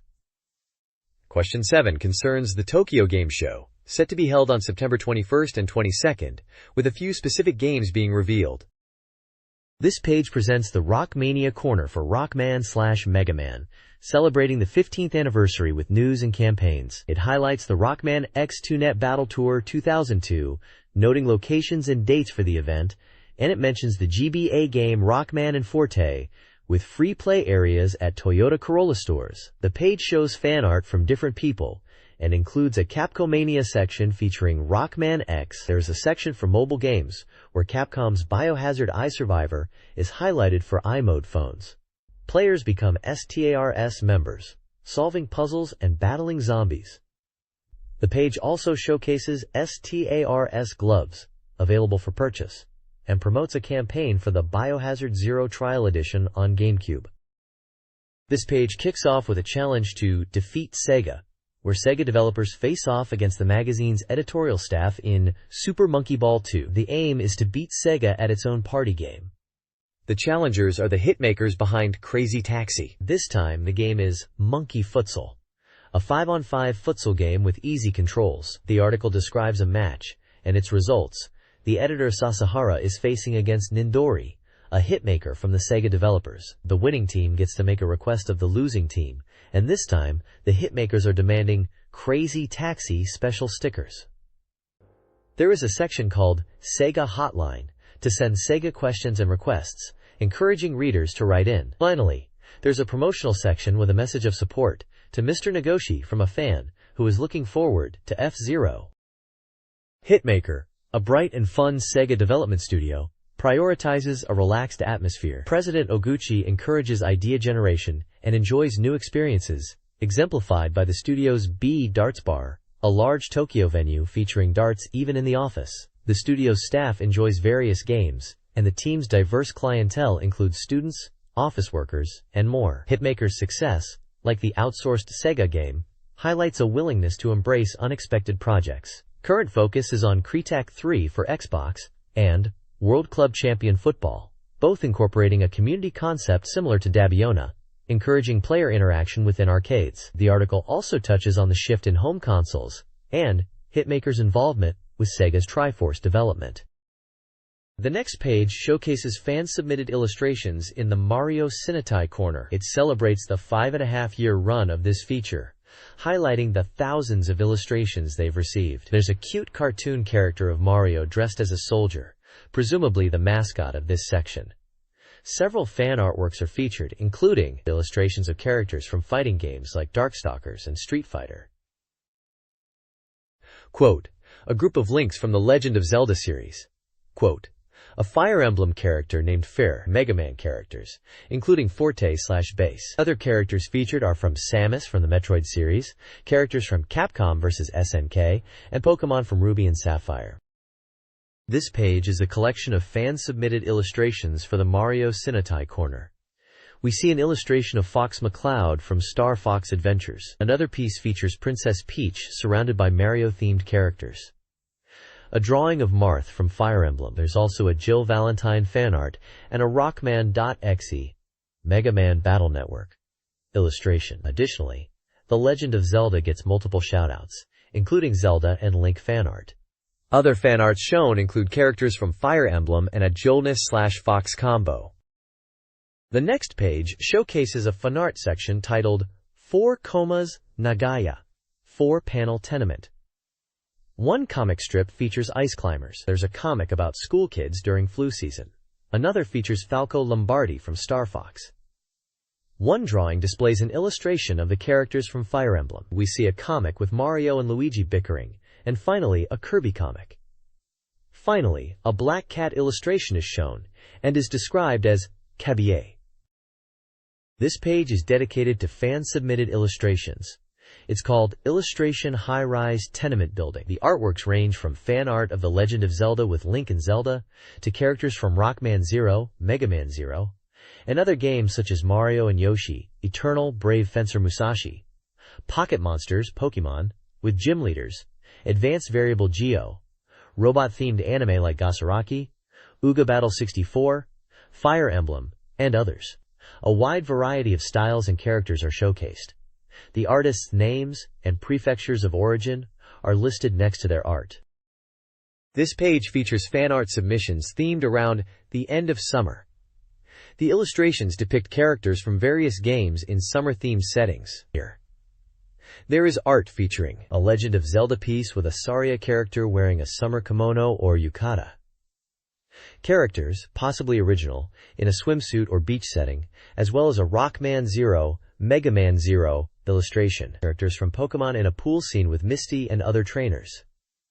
Mario, Zelda, Link, and Peach in a band performing music. Quote, a collaboration piece featuring characters from Kirby's Adventure. Quote, another collaboration showing fan-made or original Pokemon characters. Quote, a piece of Fox McCloud from Star Fox. Quote, characters fishing and catching watermelons. Quote, Luigi in a window reflecting on the change of season. Quote, and more miscellaneous pieces that reflect on the end of summer. The next page features a section for fan art submissions from artists under the age of 10. This section is titled, Illustrations from Under 10 Years Old. There are several cute drawings of Mario and other characters like Kirby. One drawing depicts Mario in Super Mario Sunshine. There is also a drawing of a villager from Animal Crossing. Then there is a section titled, Illustration Fan Letter, where fans can send fan mail to the artists featured in the magazine. In this section, people send messages and fan art to another artist, with mentions of artists like Falcon. On the bottom of the page is a section titled, People Who Are Losing It, featuring humorous fan drawings, including a kitchen timer with a face, and a scary-looking Kimo-Pio, which is a mushroom head with a beard. The bottom also has guidelines for submitting artwork to the magazine, stating the size requirements for the artwork, and instructions for including your pen name, address, and grade level. There is also the address to send the work to. The deadline for Volume 75 is August 23rd, and Volume 76 is September 6th. The page ends with a call for submissions for the next issue, which will be themed around Star Fox, and the issue after that will be themed around laughter. The next page showcases Dream Technique for JICU Powerful Pro Yaku 9 on the Game Boy Color. It highlights various in-game commands and features. First up are tips for triggering local stadium appearances during gameplay. To do this, a button combination needs to be inputted quickly. There are also ways to change the batter's uniform to a visitor uniform. Also mentioned is a home run race, where you can play in smaller stadiums, and a playoff mode, where players can play through tournaments. Finally, it details a Success All-School appearance, where all the school teams are available to play in the success mode. To get the teams to show up, a button combination must be entered on the main menu screen. The next page dives into dream techniques for Game Boy Advance games. First, there's a segment on Oshaberi Inko Club, revealing secrets for naming your parrot. Specific names unlock different sound test modes. It also mentions how your parrot's speech changes depending on playtime, with different dialogue after 24 hours. There's a table showing the names to enter and the corresponding effects, like accessing the sound test mode or initializing all memory. Next, Golden Sun, The Lost Age, provides a tip for accessing the sound test in battle mode. By speaking to the woman in the bottom left corner of the town and holding L or R, you can enter the sound test. Finally, Hot Wheels Advance shares passwords for unlocking hidden modes, entering the codes on the title screen. One code unlocks all cars, another unlocks all courses, and a final one grants maximum money. The page also features a call for submissions of dream techniques, encouraging readers to share their discoveries for a chance to win prizes. There are 2 example dream play scenarios, one for Animal Crossing, the other for Virtua Striker 3 Ver 2002. This page is a preview of Bomberman Jetters, focusing on the leader of the Jetters, Mighty, as he explores planets. Mighty, who is brother, investigates various planets to protect the light cannon that was unearthed from ancient ruins. The page shows Mighty's quest to explore various planets. In the beginning of the game, Mighty starts in a relaxing place, Non-Berry Star, where he gathers information about the Hyde gang who are after the light cannon. The page also describes how, in the game, after certain events, Mighty goes missing, and this story is the basis for the game before his disappearance and various planet exploration. The game has standard battle modes for up to 4 players. The game features Standard and Go-Go Trolley, among others. The page features various game screenshots in RPG style that are set up where you can collect information from townspeople to help you advance. For example, when a bridge is out, the player can ask the old man, who will help the player, to create a bridge to cross it. The page also introduces Sharabons, creatures with unique abilities that aid in the adventure. Little Shell can create a shield, protecting against enemy fire. Pomu has the power to warp to various points. Pan increases movement speed when equipped and allows you to dash. Erifu allows you to find underground passages when equipped. The next page showcases 3 Game Boy Advance titles. First, Boulder Dash X is a puzzle game remake where you collect jewels and reach the goal. The GBA version includes story and battle modes, with classic gameplay. Next up is Woody Woodpecker in Crazy Castle 5, an action game where Woody explores a castle, collects keys, and can transform using an elfin bottle. Lastly, RPG Tsukuru Advance is a tool that allows players to create their own RPGs with pre-made dungeons, monsters, and items. The battle screens use a side view perspective, and many new features for GBA are included. This page features 3 Nintendo GameCube titles. First up is Muscle Champion, The Battle of Muscle Island, a sports-themed party game that supports up to 4 players. Players can create their own characters using the edit mode and compete in 21 different sports, including a Sasuke-inspired event. Next is Disney Sports Skateboarding, where players control Disney characters like Mickey and Donald as they perform tricks on various stages. Finally, Perfect Play Pro Baseball offers realistic baseball gameplay with detailed graphics and an edit mode where you can even create a Powa Puro-kun character. The game features up-to-date player data. The next page showcases 4 Game Boy Advance titles. First is Croquette Dream Banker Survival, an action game based on the popular Croquette manga and anime series, where players battle to win forbidden currency. Next is Spyro Advance, an action-adventure game where the cute dragon Spyro goes on a grand adventure to save the fairies trapped in ice. Then we have Mugenborg, a trading RPG with intense battles featuring mysterious mechanical lifeforms from the popular comic series. Finally, Silent Scope is a sniping game where you play as a sniper, tasked with taking down terrorists. In the Game Boy Advance version of Silent Scope, it implements a unique system that does not use the gun controller. The game includes a 4-player battle mode. This page is an advertisement for the GameCube game Poolage, which has the tagline, "The ultimate simulation engine equipped with full-fledged billiards." It highlights the game's simulation engine, beginner-friendly assist functions, and realistic graphics.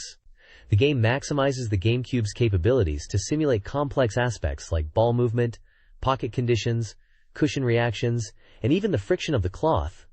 The game features various assist modes to help the player adjust the shot. The game has 8 stages with graphics that will stand out. The game features various locations, including an old bar, a luxurious ship deck, an ancient city, and a military base. The player can also compete against computer players with unique personalities. Also, the game provides advice and allows practice to improve real-world skill. The next page features two Game Boy Advance titles, Card Party and Choro Q Advance 2. Card Party boasts 12 different card games for 3,800 yen, supporting 14 players. It includes standard card games like poker and blackjack, and mini support characters help during gameplay. The game also features variations on classic games like Daifugo, with additional card games like Old Maid, Doubt, Page 1, 7 Bridges, and a few numerical ones. One game pack is enough for 4 players to enjoy all the games. Choro Q Advance 2 is priced at 4,800 yen and is a customizing race game for 12 players. The game includes 64 different courses set across land, sea, and sky.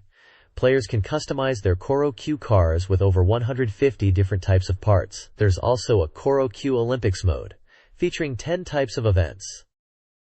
This page is a full-page advert for Nintendo Dream, focusing on Game Boy Advance strategy guides. It highlights a strategy guide for Custom Robo GX, priced at 1,200 yen, promising detailed explanations of the story, battles, and parts data, along with a poster of comparison charts. The page also features guides for Golden Sun, The Lost Age, at 1,300 yen, and Sakura Momoko no Yukiyuki Carnival, at 950 yen.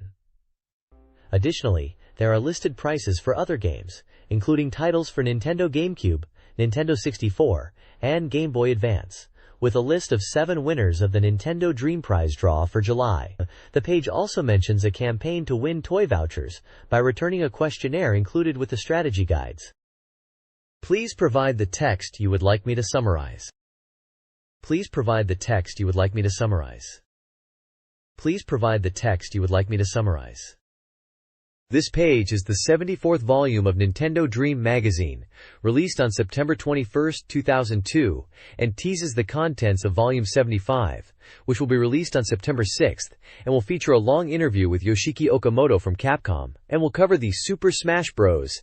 DX concert event and new information on Phantasy Star Online. The advertisement on the right side of the page promotes "Hey You, Pikachu" for the Nintendo 64, and also has some staff information. In the editor's voice section, the editor writes about his brother returning from America and the upcoming wedding of his brother. The page also includes several short blurbs about various games and gaming experiences, with one editor expressing concern about collecting shine sprites in Super Mario Sunshine, while another talks about the odd feeling of a game called Pool Edge. There are also some comments about a manga and Mario Sunshine strategy guide. The contact information for Nintendo Dream magazine is included at the bottom of the page. The next page showcases a full-page advertisement for the Game Boy Advance game Metal Gun Slinger, slated for release on September 27. The ad features artwork of the game's characters and enemies, with promotional text highlighting its multimedia expansion into manga, radio, and television. It also mentions a special figure gift for initial purchasers. The price is listed as 5,200 yen, excluding tax, and the website address is provided for more information. The next page is a full-page advertisement for Mr. Driller Ace, Wonderful Bacteria on the Game Boy Advance. The ad showcases the characters and gameplay, highlighting the drilling action and the new Wonderful Bacteria nurturing element. It mentions that up to 4 players can play with a link cable, and the game was released on August 23 with a price of 4,800 yen, excluding tax. The official website is also listed,